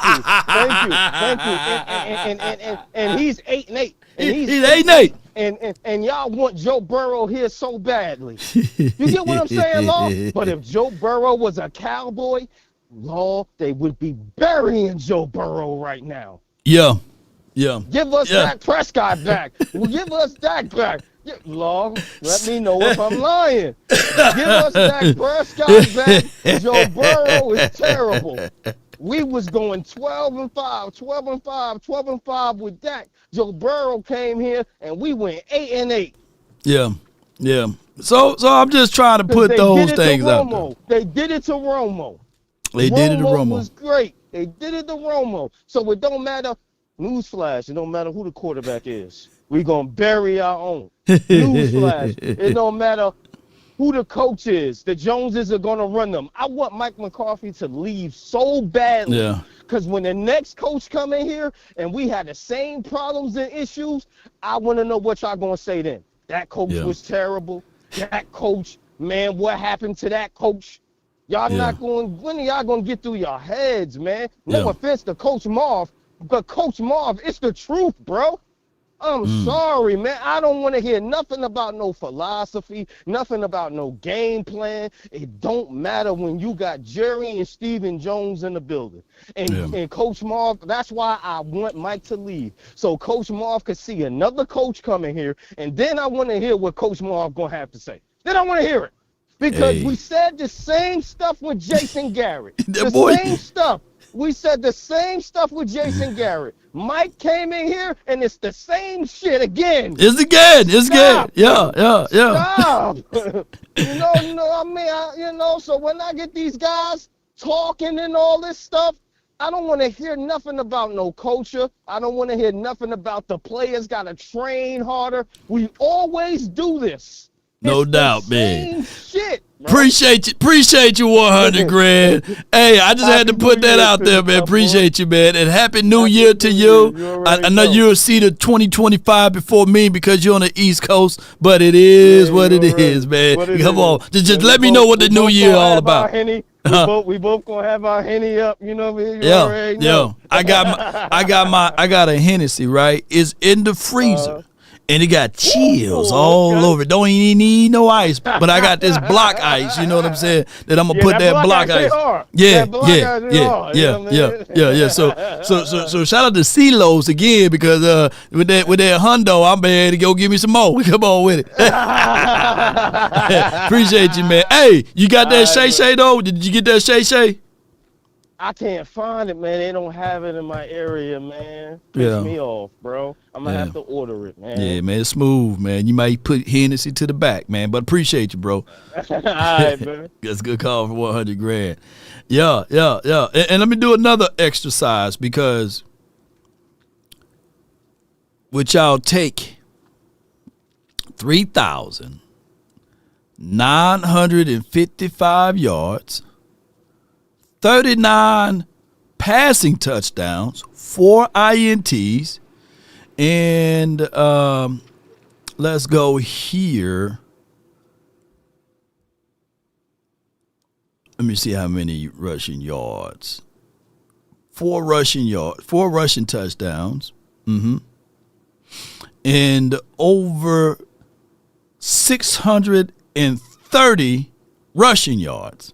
Would you take that? and name that player for your boy. Name that player for your boy with those stats. You know what I'm saying? Is that MVP stuff? You know, is that something that you would take to the bank and beyond? You know what I mean? Yeah. 4 INTs, 39 passing touchdowns, 4 rushing touchdowns, and damn near 720-some yards rushing. With 3,955 yards. Come on with it. I'm going to get my guy A-Lou. I see Swayze in the building. And the 5'10", I think the 5'10" was right before you, Swayze. But give me 1 second there. Yeah. That's Lamar Jackson. Yeah, that's Lamar Jackson, y'all. So that's who daddy is over there. That's Lamar Jackson's stat line for your mind. So it's crazy, though, you know, how people will look at it, certain things, and dismiss. And he got a 93.5 rating, you know, standing at 6'2", 215-ish. But I got Lou, what happened to you? A-Lou ran off so we can get to 510 and then Swayze. I'm trying to hit you up, A-Lou. But 510, you in.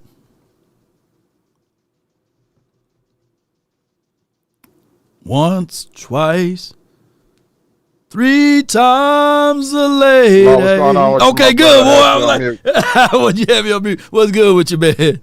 What you got? Oh, man, all is well, man. Timing is perfect, man. Just got a little in between for my next stop. I'm going to try to keep this thing short. I definitely, connect what the brother was just saying on the last call.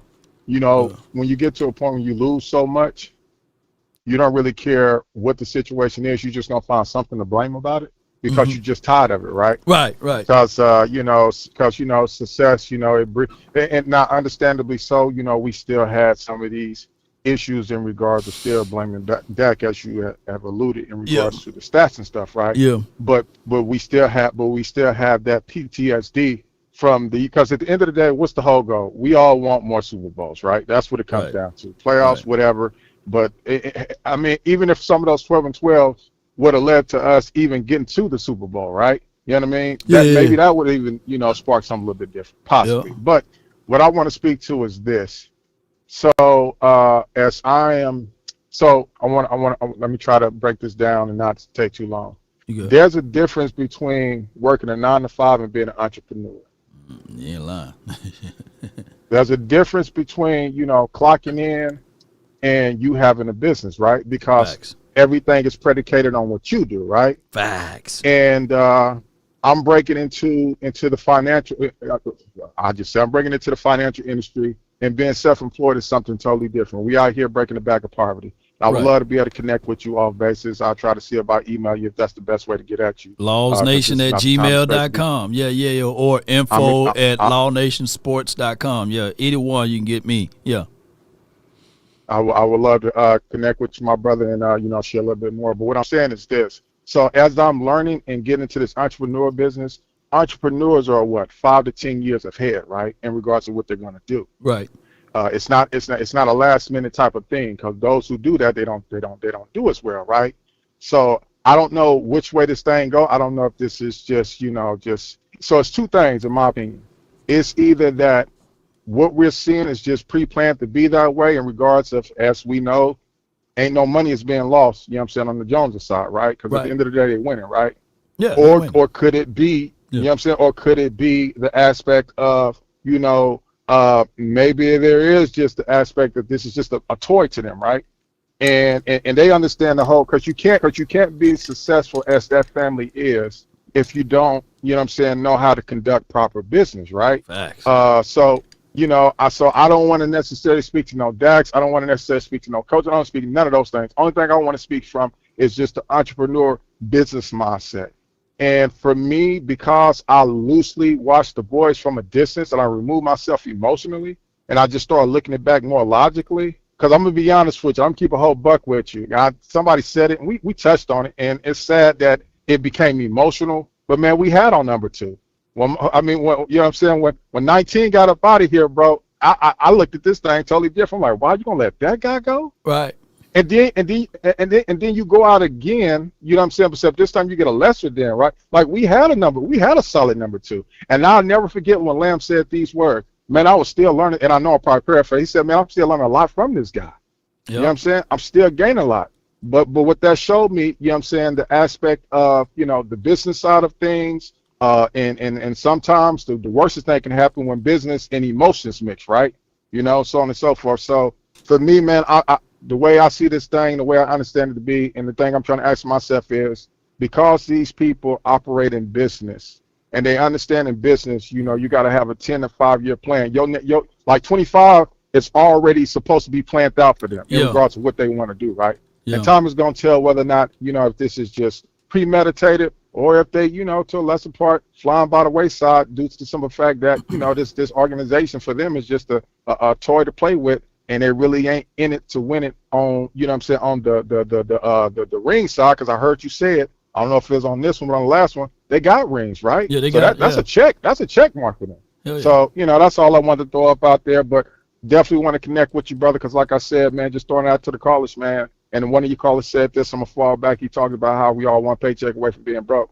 Out here where I'm at, man, we looking to break the back of poverty up out here, and I would love to be able to connect with you, my brother, to be able to help callers. Because, at the end of the day, this is all fun. This is all, for something for us to fall back on. But at the end of the day, our day-to-day life things that we got going on is real. And over here, with this entity, man, we have opportunities to really be able to help people to move themselves forward and continue to keep on enjoying the game of football and life and so on and so forth. So that's all I got for you, my brother. Yes, indeed, man. To you. Man, peace and blessings to you, man. Good call for you, man, and Happy New Year to you. Jerry Jones is an investor. He's a business guy. He's a business owner, and it's all about the bottom line. And when you have that into the mix, and you sit on the Pfizer board, right? And one of the C19, and I hope that I'll speak my wisdom teeth here, but one of the C19 pro components people that was pushing that was Jerry Jones. He sits on that board, so billionaires, they get kickbacks, they get money and beyond. So Jerry Jones urges C19 vaccine. Common good must trumps personal decisions. So, and I don't want to get into too much details of it because I don't want to get the channel flagged or what have you for spitting the truth. But the reality of it is that when you have your players not in line and lockstep with what you pushing, and that you sit on the board with, and that you have cash that's going to come in from those particular decisions, then how dare you? When you read the 48 laws of power, one must never outshine the master. So when you show up someone that's got billions of dollars, then now you're going to have to adhere to the consequences. And that's why I would say I don't give a dog if you save $6 million to play for me. You better bow down. You one of my subjects. I will send you to Cleveland, Pelican Bay, shoe program. And that's just how that goes. And that's just for what it is. This is a business. This is a hobby, y'all. This is a flat out hobby for them. They are not in the crowds of living paycheck to paycheck. Don't y'all know 82% of all NFL players, after 4 years of playing in the National Football League, flat out broke. You might get picked up from an Uber or a Lyft driver, and you say, hey, man, what you doing? Yeah, I used to play for the Cards, man. Yeah, I used to play for the Cardinals, man. Check me out. I'm wearing numbers. I used to wear 74, 71, So there's no direct plan. I'm working with a guy that's going to be really consulting these younger or the youth guys, because now at an all-time height, college football players are getting crazy amounts of money. Even to play for Texas A&M, they giving these guys $25,000 a semester for everybody that's on that roster. That's going to help out tremendously for the youth. I remember getting $2,500, you know what I'm saying? Not $25,000, and using it in the wrong way when I was at Jackson State. I wish I had somebody to advise me. So now we got a whole advisory board on the financial side to help the individuals on how to make money work for you, whether it's money marketing accounts or whether it's just being able to invest your money and put it to the side. But also know that your money just sitting in the savings account is a detriment. You got to have your money circulating and working for you, right? So that you can wake up every morning, and after you prayed and to God and wash your face and brush your teeth, you look at your financial report and you're seeing it grow. Ain't nothing like watching it grow, ladies and gentlemen. Ain't nothing like, let me say this again, ain't nothing like watching it grow, and the ladies would say, yes, I agree. You know what I'm saying? So financial, literacy is the thing that we're going to really try to touch on.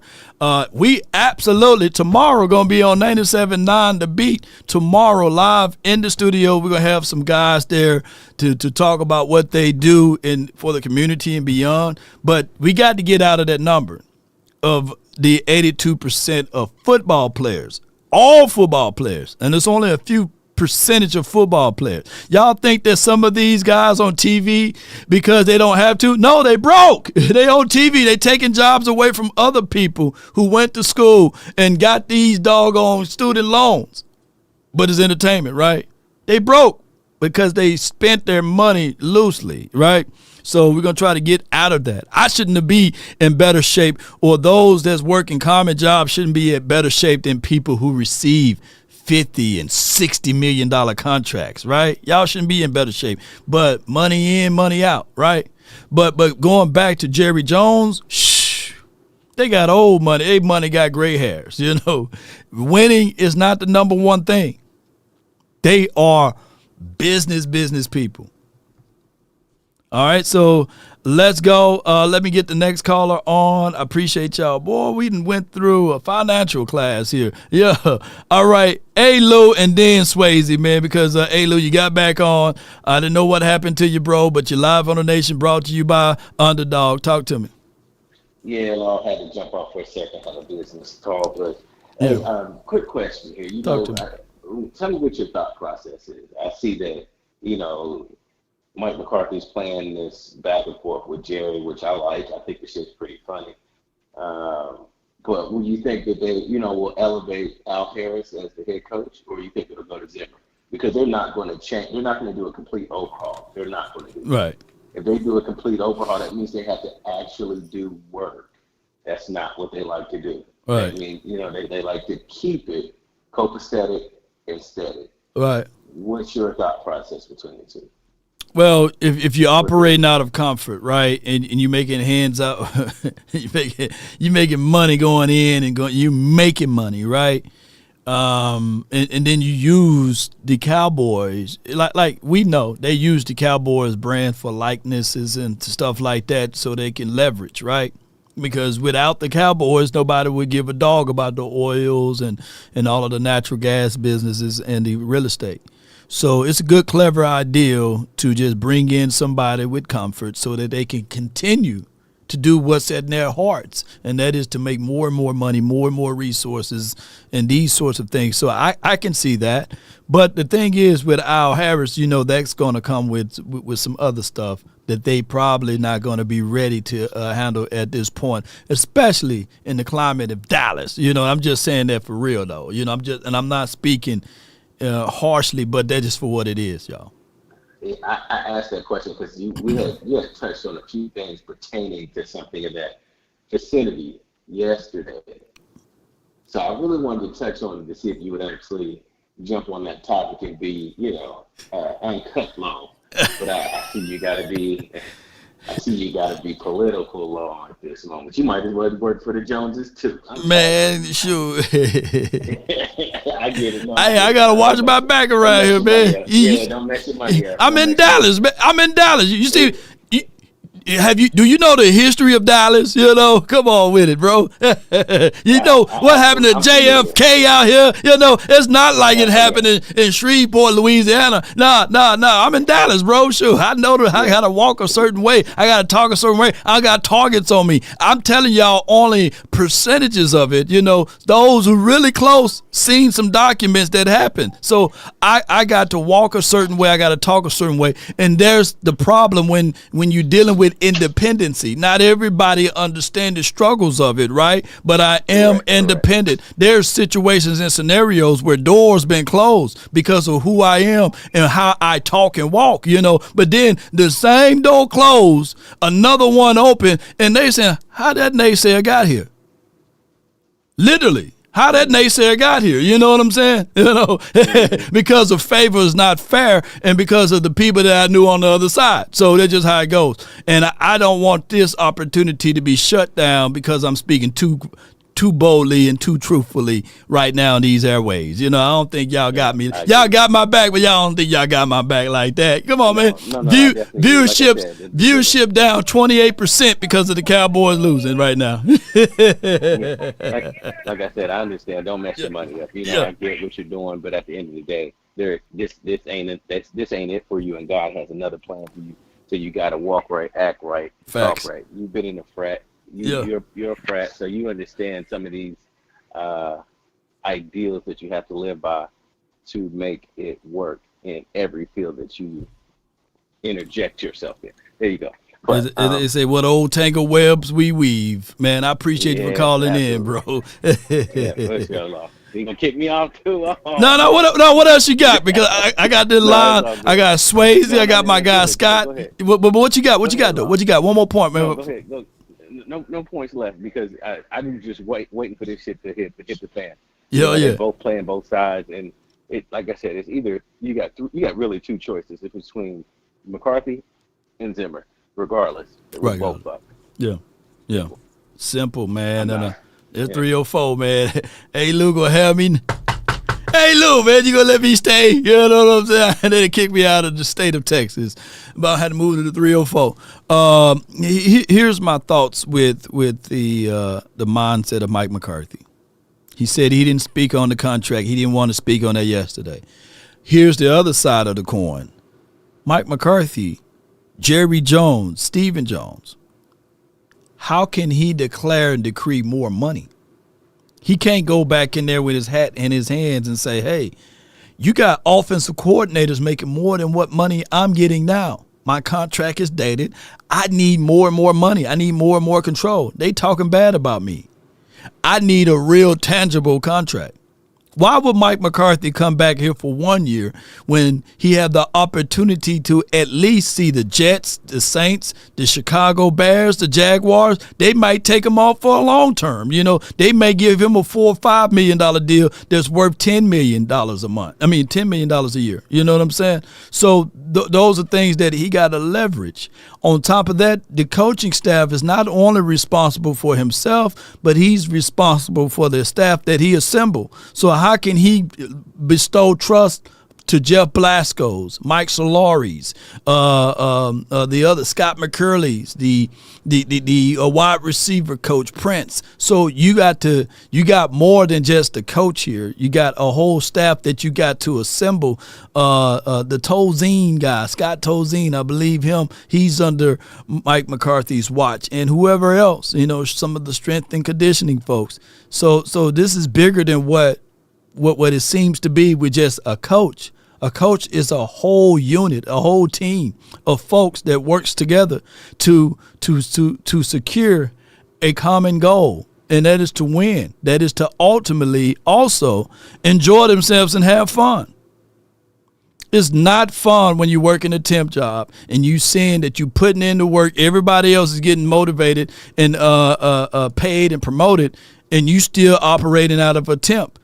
That's not a good feeling. There's no way that people can make you feel that that's a good situation. And Jerry Jones, as the billionaire that he is, he said, yeah, I've seen people work better when they on a 1 year deal. No. If they do, they're going to either gain weight, get gray hair, or go bald. It's not a good situation. Everybody wants stability. People want long-term conversations. Nobody wants a short-term situation. Yeah. So Saban says, Max says Saban doesn't coach for money. Yeah.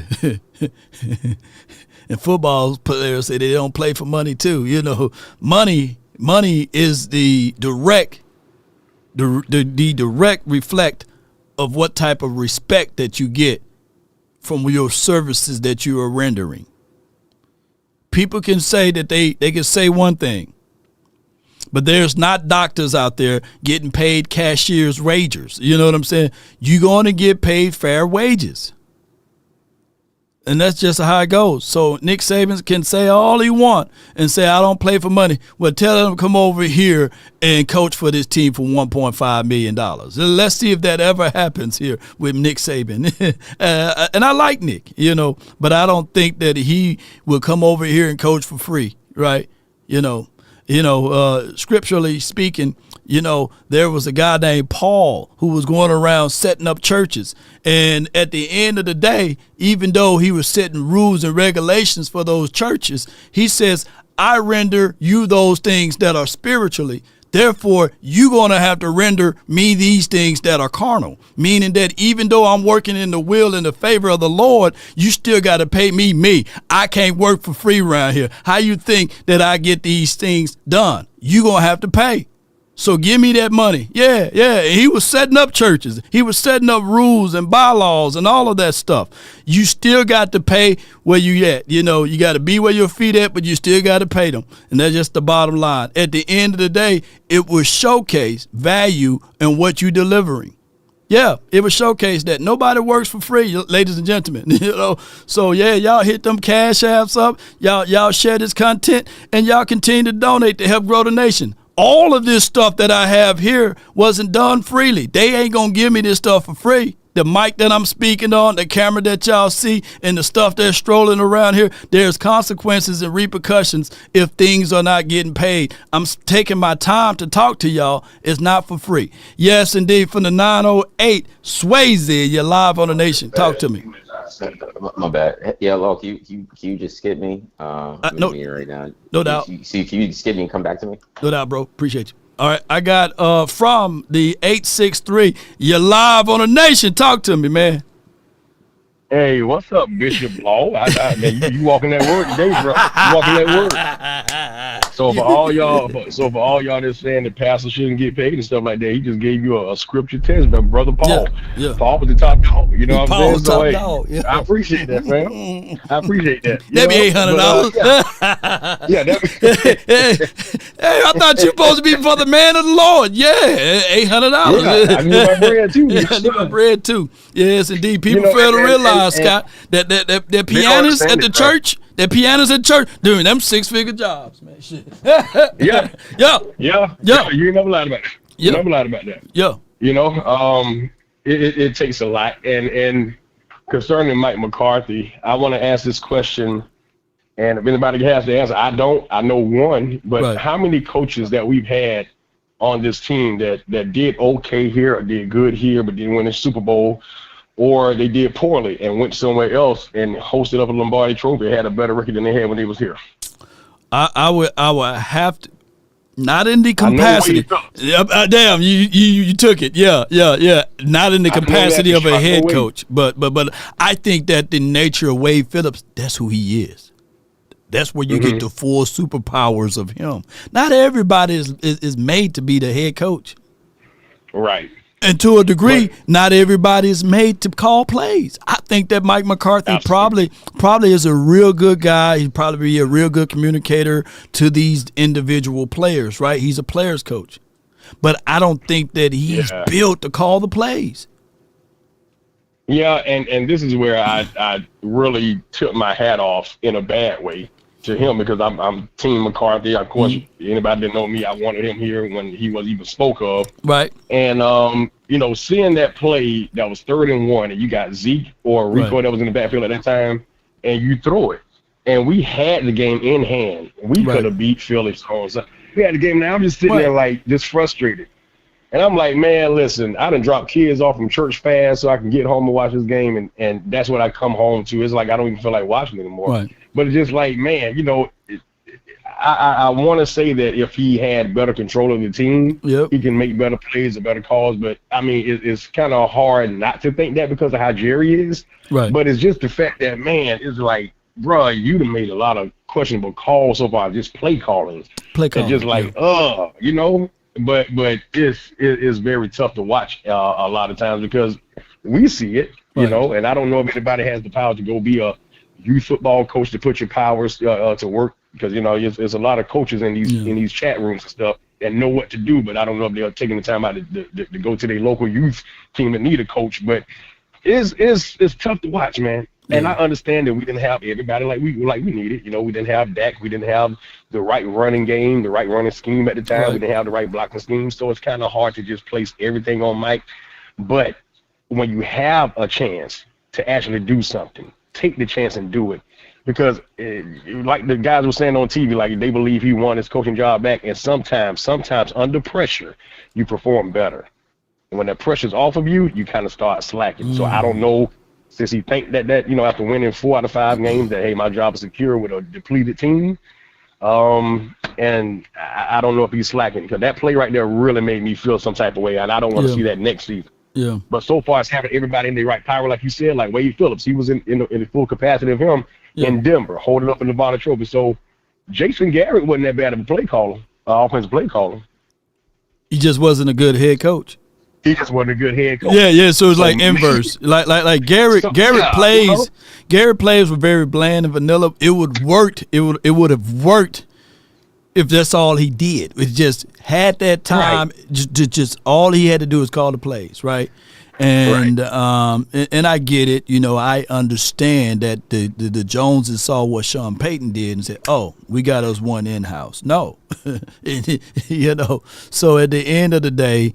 And to be fair, guess what? Garrett learned all of his plays from Nick Saban. You know, it's the same thing. Absolutely. Yeah. Absolutely. Absolutely. So it's just seeing those different times, but it's almost like everybody that is doing decent have, like in the playoffs, everybody has that one boneheaded call that kind of decides the game. And I understand everybody say, well, that one play don't decide.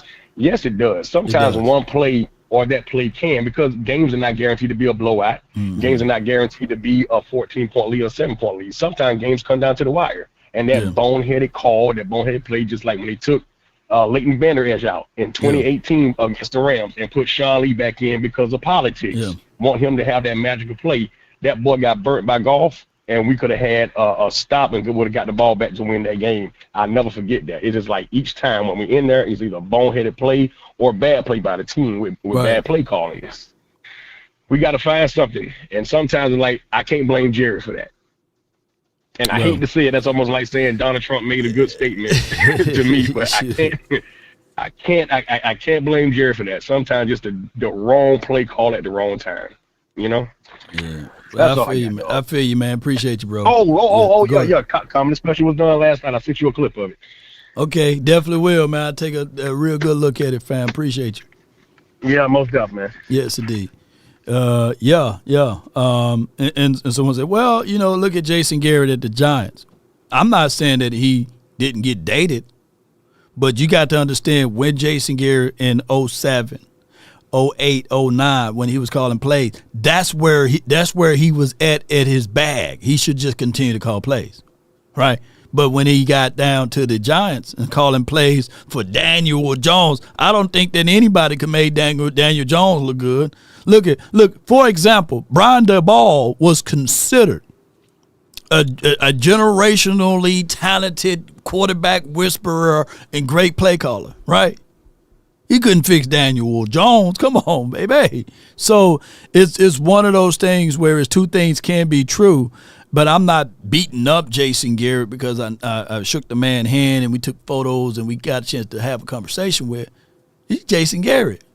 Ain't nobody beating down doors to get Jason Garrett in their building. And I think that to a degree, we can look at Mike McCarthy as the play caller, Mike. Ain't nobody beating down doors to say, hey, let Big Mike call the plays for us because that's what we wanted. Last year, after the San Fran game, it took Dak Prescott, and I'm not giving Dak these flowers, but it's literally been documented that it took them to change up some of the things that Mike McCarthy was doing.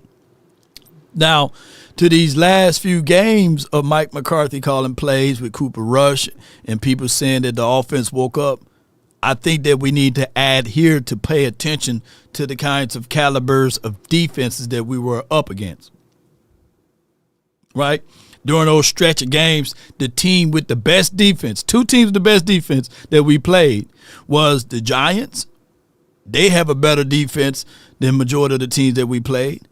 And the Bucs.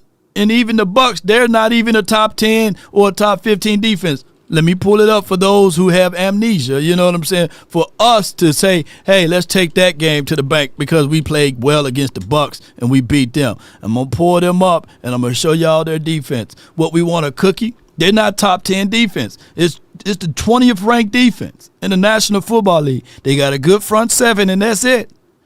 Pedestrian DB play. And I'm not taking away us beating that particular team. We can't help who we might line up against.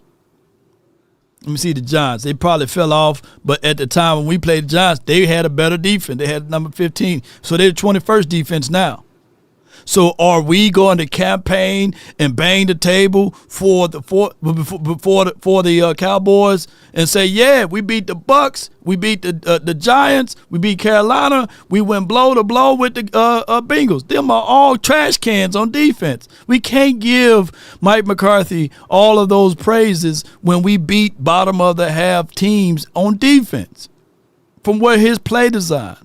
Granted, one of the things that you have to do as a coordinator is make the adjustments.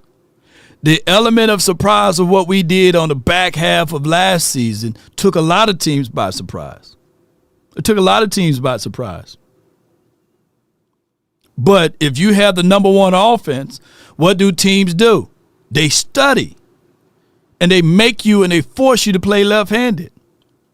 And that's what happened. They studied the Cowboys. They forced us to play left-handed this year.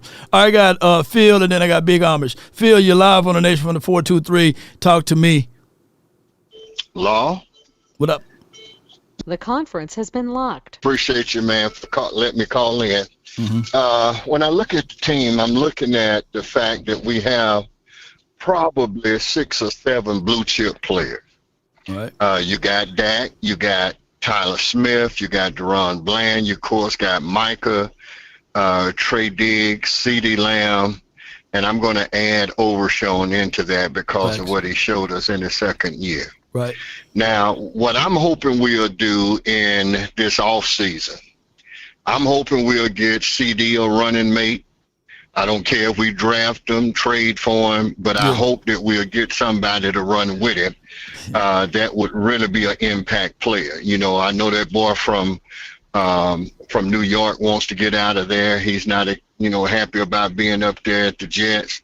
And he came from Ohio. Garrett Wilson. Yeah, I think he would be an impact player and a half if we got him. He got breakaway speed too. Sometimes Parsons get overlooked, but man, him and Overshown, when they were working together, man, you could see that when he got a running mate next to him, that he can do a lot of damage. And I hope that they won't overlook giving him a running mate, somebody who could be a double-digit sack guy to run alongside of him on that other end, maybe be a bookend if they decide to go on and move on from the Marcus Lawrence. And then, of course, running back, I would love to have Genty in that first round. I know everybody is, hot for him, and I am as well. But the question that's on my mind, Law, I do want to move on from Coach. From Coach McCarthy, I would love to move on, not because I hate the man. I just, I like him. I just don't love him. But the question that's on my mind, and I agree with everything you say about if you give Dak a running back that's a real threat that will give him the ability to do the things that he needs to do with play action, that Dak will look like a completely different quarterback. That's where he thrives, is with a running back that can do that for him. I'm not counting out Rico. I'm not saying we shouldn't bring him back, but I do see him as a number 2. I don't see him as a number 1. And that's not putting him down, because there's been a lot of good number 2s out here, and I think that he would, help the team if we kept him. But I really want to see a number 1 in there with that. And but I would be concerned about McCarthy doing a drafted running. What if he wants a wide receiver and we draft Genty, and then he started pouting like he did with Zeke and decide not to give Genty the ball? That'll be sabotage. What we got to deal with that, Chris? That's why you bring in the coach that going to be here for 3 to 4 years. You don't bring in somebody that's going to be sour for 1 year. Absolutely. Yeah. You don't date a lady for 4 or 5 years and then say, "Hey, I'm gonna propose to you with a promise ring." She's gonna be mad. She want the real thing. That's stuff that you do in high school. So what happened here is that people looking for commitment, and you can tell that the commitment will be there if you do the right thing. So hopefully that will be a situation for us. One more thing, Lon. One more thing. With the Netflix event that's getting ready to pop off next year, I know they want to make it a big event. What would be more bigger if Jerry Jones went in like the Godfather and offered Bill Belichick a deal that he couldn't refuse and buy him out of his contract with North Carolina and bring him in? What don't you think that the excitement in Dallas would be off the chain, having the GOAT come in to be the coach for your team? And I'm not saying we need to totally reconstruct the whole team as far as defense or offense. You know, we got good coaches there, but let Bill pick the ones he want to bring in. And offer the man the money. If McCarthy stays, he's going to expect that his salary is going to get at least doubled. He's going to expect to get between $10 and $15 million a year. Phil, now, why pay him that kind of money? Phil, I get all of that, man, but the only thing that can woo this particular fan base and some of the people to buy into the Cowboys again is for Jerry Jones to step back and Stephen Jones to step back a little bit. And they absolutely go out there and hire a Ben Johnson. I think Ben Johnson is the sexier car versus a Bill Belichick, because Bill Belichick, for one, the Cowboys are not in the business of buying out contracts for these type of opportunities. And I know that would sound good, but just got to think about it. I think Mike McCarthy in his stretch of 5 years is 2-0 versus Bill Belichick, and give it that, you know, how this thing can all be kind of misconstrued and all of this. So I would say go and get Ben Johnson and then solidify bringing back Zim or something like that, or making you an all-star team and going to get the other guy, the former Jets head coach, I forgot his name, and let him be your defensive coordinator, or elevate Al Harris to be your defensive coordinator. That would be the other move that I think that would move the fan base. Now, for me, I would not want anything from Detroit. That's just me. We done tried to hire coaches from Detroit before. They were hot items, just like, this guy. I wouldn't do it. I mean, we done had several guys from Detroit, and neither one of them panned out. So I would avoid Detroit at all costs myself. But I understand where you're coming from. But I just want to share that with you, man. I'll let you go. Yeah, no doubt, man. Appreciate you, bro. Thank you for calling in. I get what Phil was talking about. It is what it is. But you got to sell tickets here. Bringing back Mike McCarthy after we was 12-5 and we got walked versus the Green Bay last year. There was only 3 people in Oxnard, and I was the third person. You know what I'm saying? It wasn't that many people. And now we have a worse season, and you bring in back Mike McCarthy. It's just going to be 2 people in there. I might be the second person. I still may be stubborn enough to still go out there to Oxnard. But that's the reality of it. You're going to have to at least make something shake, Jerry. You can't just keep rinsing and repeating, right? And at some point and at some time, we got to get rid of and I get with one of our guy $100,000. He'd fight me left and right on this and these sorts of things. But at some point, man, we got to go rogue with these coaches, man. Get somebody who got gonads or something, man, some cojones to be able to stand toe-to-toe with the Joneses, man, at least, or with the media or something. Give us something different, man. Shoot. Bring back Bill Parcells, man. Bring him back, Shoot. Bring us something.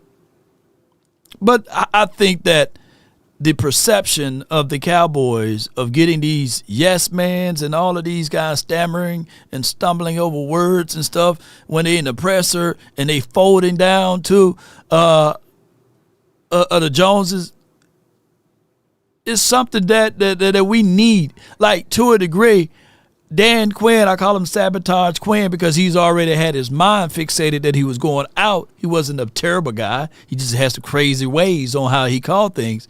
At least when he talked with assertiveness, right?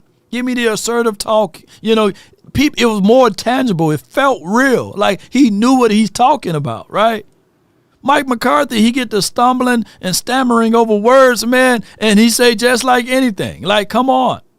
Give me somebody at least that can talk and get some motivation going. It looked like Mike McCarthy at times can't motivate people to bust through a wet paper bag. Toxic Tom says Dan just quit. Yeah, and I feel him, you know. If anything, you know, just like what Mike McCarthy would say, he was going to be our head coach up until after the San Fran game. People were literally saying, man, it's about time to get rid of Mike. Let Dan Quinn just take over. Shoot. But we don't need this docile type of stuff, man. Yeah. And Emmett, shout out to my guy Emmett, but it ran him off for ESPN. He wasn't that type of guy that can talk and lead people into these type of conversations. But last but not least, man, I got Big Amish, man, from the 202, man. You're live on the Nation, brought to you by FrankelFirm.com. What you got? Hey, Law, I want to unpack what P.T. Barnum Jones interview, Golden Nuggets.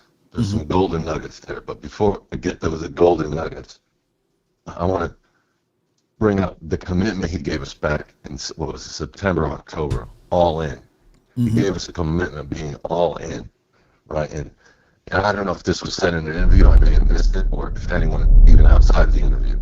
And that is, what did he do to be all in? What did he do? That's one. That's from the owner's perspective. That's for P.T. Barnum Jones. Yeah. We know he did nothing. But the same question could be asked to Mike McCarthy. Were you all in? I mean, he might say that was Jerry Jones' statement, but okay, were you all in, Mike? You know, if you're not all in, you're okay. Then you shouldn't be the coach if you're not in. He's basically given up on the team, or he's milking the bull, and that old bull is Jerry Jones. That's what he's milking. Yeah. So, but here's what the nuggets were in that conversation or that interview. He said the word competitive. That doesn't sound like championship. Competitive. That means, okay, you're just getting into the playoffs. Right? That's what it sounded to me. He mentioned nothing about reaching the championship. That was a little disturbing because that means same old thing. That means a C student. And there's nothing wrong with that. Right. But you're not going to win a championship. The next thing he said is that he wished he would extend Chan Gailey's contract. My, oh my. Now, that was a long time ago. But is that foreshadowing what he wants to do with Mike McCarthy? It could be. It could be. And that, again, Mike McCarthy looks like, if you put a white apron on Mike McCarthy, he looks like a short order cook. That's what he looks like. Yeah. Right, but if he's milking the old bull, he's going to get his contract. That's what it seems like. Yeah. Right, and then his salary cap hell. I'd rather be 29 years of salary cap hell in one championship than 30 years of being in salary cap bliss. No championship. Right, yeah. The name of the game is to, use the money, not save the money. You got to use it. We sitting on $20 million now. What to benefit for the $20 million that we sitting on now? What is going to do for us? So yeah, you're right. Being able to utilize the resources to help your team win is the name of the game, but not sitting on your money and expecting other things to happen. So yeah, I'm 1,000% with you, man. Yeah, there was one other thing Coach Moore pointed out about the coaching staff and having, bringing in a better coaching staff, spending money. Don't forget, the Cowboys already done that. They're spending a lot of money on that coaching staff. Thanks. That coaching staff is Jerry Jones, Stephen Jones, Jerry Jones Jr., Charlotte Jones. They already have their coaching staff. Yeah. That's who's making the money. That's their coaching staff, man. I appreciate you so much, man. Yeah, thank you. That's the Big Amish, man. Yeah. It seems like we may have had some connection issues with his phone, but we was able to decipher that for And to that point, remember, I was talking about the money. The Chiefs, the Bills, both operated all year off of $1 million, just barely above the cap. Right? And I get it. You know, I'm not using this as a way that this is how you need to operate. Because even though, you know, the Chiefs did it and the Bills did it, the Panthers, shoot, they only were operating $260,000 over the cap, right? Or at the cap or within the cap. 49ers, they operating $50 million, you know, within the cap. So they got a lot of space available, and that could be trying to tee up money for Brock Purdy, but I think he dropped that bag. I don't think they're going to sign him for $65 million now. But to show you,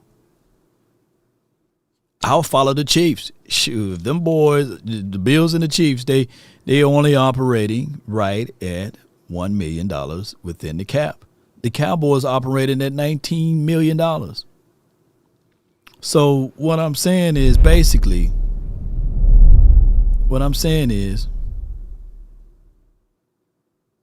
if you want to win, you're going to go all, that's how you go all in.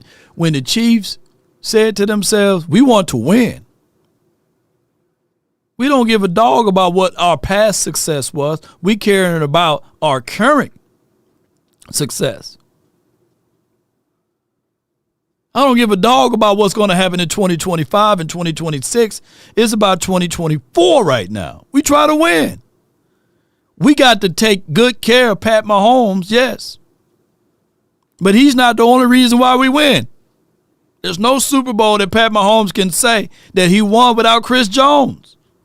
You need Chris Jones. You need the big boy. And he fought and they paid him. They paid him his coins, yes.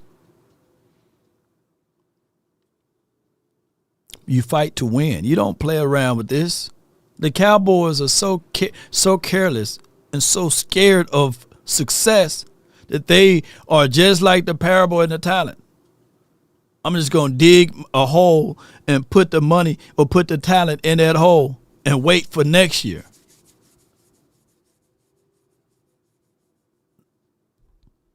Whereas the Chiefs, they saying, shoot, we're going to give the money to the exchangers. We're going to wheel and deal. If one player go down, I'm picking up the phone to go get another. I can't sit back and say that my star-studded quarterback, 3-time Super Bowl champ, right? He's 3-time champ. Don't need weapons. I'm going to go get a D-Hop. I'm going to draft a wide receiver in the first round. I'm going to make sure that I make money moves for a running back until Pacheco's come back, you know. I'll make sure that our defense is still solidified. We got rid of the other guy that was able to play phenomenal for us previously, right? He went to the Tennessee. The name of the game is winning, not trying to win the money. Like what we gonna do with the $20 million? People talk about everything, but what we did with that $20 million? What we doing with it? Oh, we gotta take this money and pay it for the future. The future not promised to us. And the thing that you talking about saying, Pan, Parsons even gave you the scapegoat. He said, I'm willing to play for dog water. So what's the whole point of you saving the $20 million now?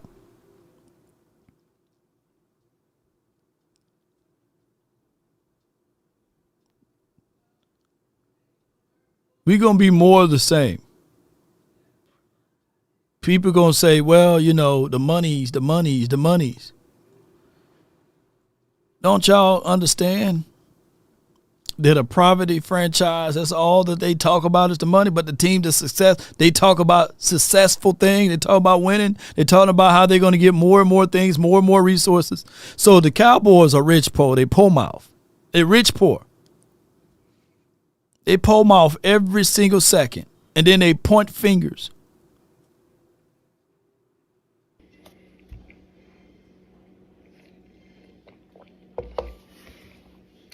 So let me get this straight. Stephen Jones got the nerve to get on radio to say that the Philadelphia Eagles are headed for salary cap hell after the Eagles won a Super Bowl, tore it all the way down, got back to another Super Bowl, hell, might be headed back to another Super Bowl this year, and he got the nerve to be pocket watching what Philadelphia is doing after he watched a Rams team win a Super Bowl, tear it down, rebuild, get to the playoffs 2 out of the last 3 years. You got the nerve, Steven, to get out here on these airwaves and say that kind of bullish.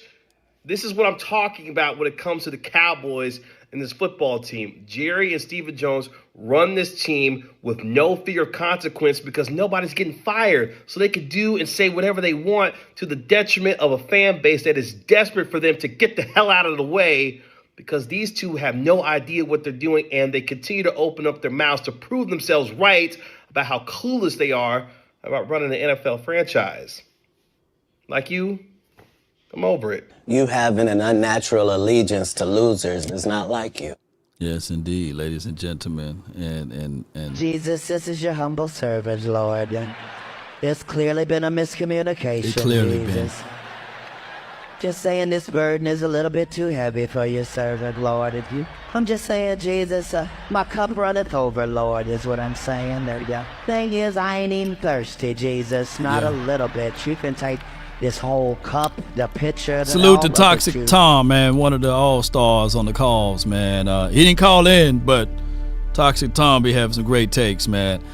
Salute to him. Appreciate you. I am awake. I feel you.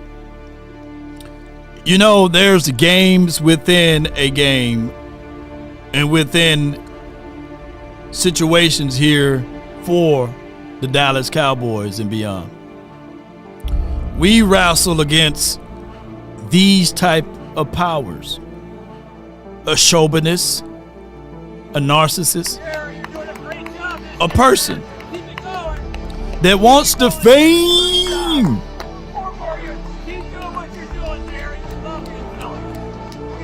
And it's sad. It's like we in purgatory. And I'm not complaining. I'm explaining the situation. I'm explaining the situation, ladies and gentlemen. This is neither heaven nor hell. We stuck in the middle spot for 29 years. You may round up to 30. But bring it into this new year and this new philosophy, hopefully, of whatever coach we may bring in. We hope that that coach will have the gonads to set the Joneses straight. But I can tell you, they got a type. They flat out got a type. But what we need to do in this particular light is figure it out, ladies and gentlemen. We got to figure it out. Mama said there'll be days just like this. And if you're watching this game, and you're watching this show into the future, Happy New Year to you. I know somebody in China already at New Year's over there, right? And Guam and all of those other folks. But if you want a thing bad enough to go out there and fight for it, to work day and night, to give up your time and your peace and your sleep, if all of your desires of it makes you quite mad that you don't get tired, and it makes you hold everything tawdry and cheap, if life itself seems empty, and it will, and useless, and it will, without it, and all that you scheme and dream is clearly about it, if you will gladly go out there and sweat for it and fret for it and lose all terror of your mind, if you would simply, just simply go after the thing you want with all of your capacity, strength, sagacity, with faith, hope, and confidence, and stern pertinacity.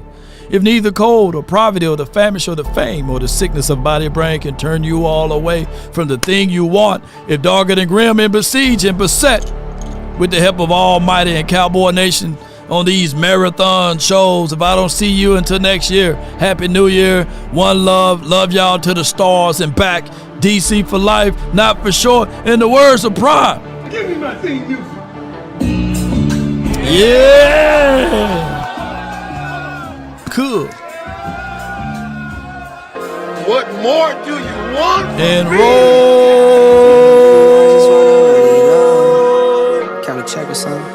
Those credits.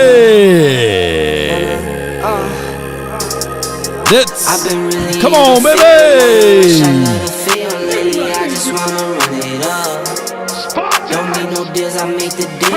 Sydney Jones, appreciate you. NC Los 2136 for the 100. Appreciate you. Happy New Year's to you all. Come on. Hey. Ready? Come on with it. Change, take some losses when I play, charge it to the game. I'm with L, yeah, I'm with T Black, I'm with Rabbit now. I'm with Bay, yeah, I'm with J, yeah, I'm with Chuck and now. Come on. Still the same, now switch Joseph, appreciate you. Bobby King, appreciate you on the Facebook. Put a 1 in the chat if you shared this on Facebook. Shout out to you, Sean. Chris, I see you in the chat, baby. I've been really in the field, let it rush, I love the feel lately. I just wanna run it up. Deals, I make the deal. I can take it to a meal lately. I just wanna run it up. Gracia, appreciate you. And happy birthday to Reality V. Appreciate you. One love.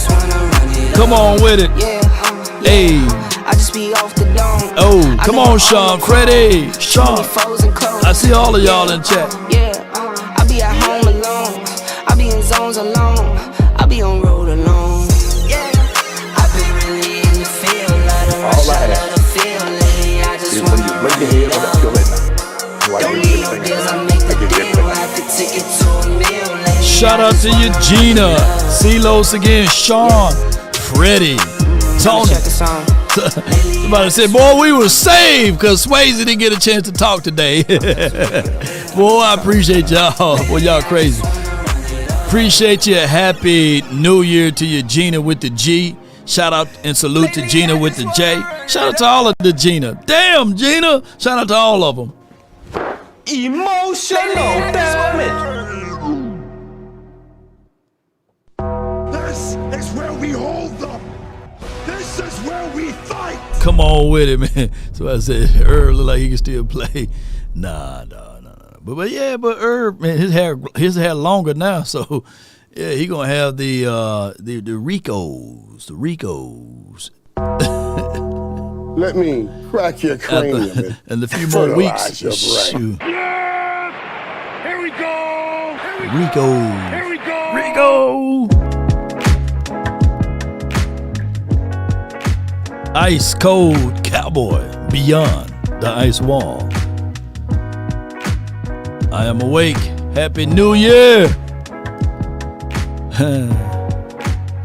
I hope that them Eagles don't win another game next year. Come on with it. Oh my goodness, man. Montisha, one more time for my guy. I am awake. Look at that nose ring she got.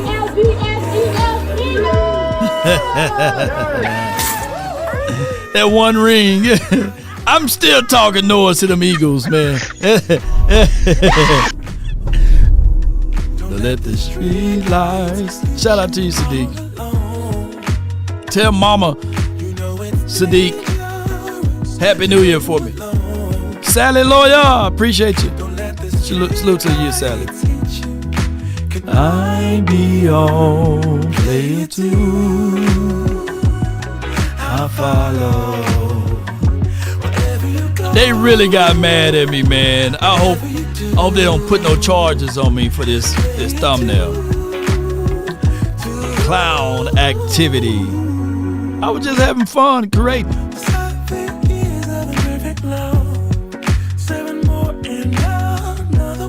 They got really mad about this image. Why they mad, y'all? The double clowns. All at once. What we tell them, baby? Don't let the street lights hit you. I ought to do a whole show like this. Come on. Jerry, we still love you now.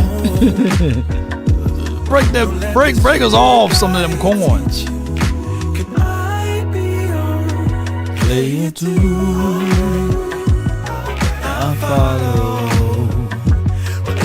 Gold teeth, Jerry, baby. Gotta get there, baby. Play it too.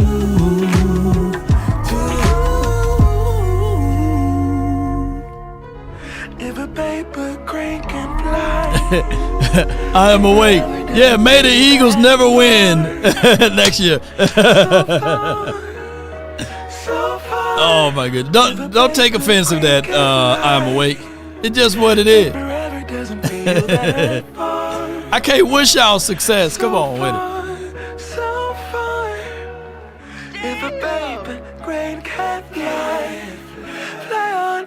Happy New Year to you all. And no offense to anyone. But what is your counter? What is your damn count? Until next time, man. If y'all offended, man, please, just know it's all fun and game. Come on with it.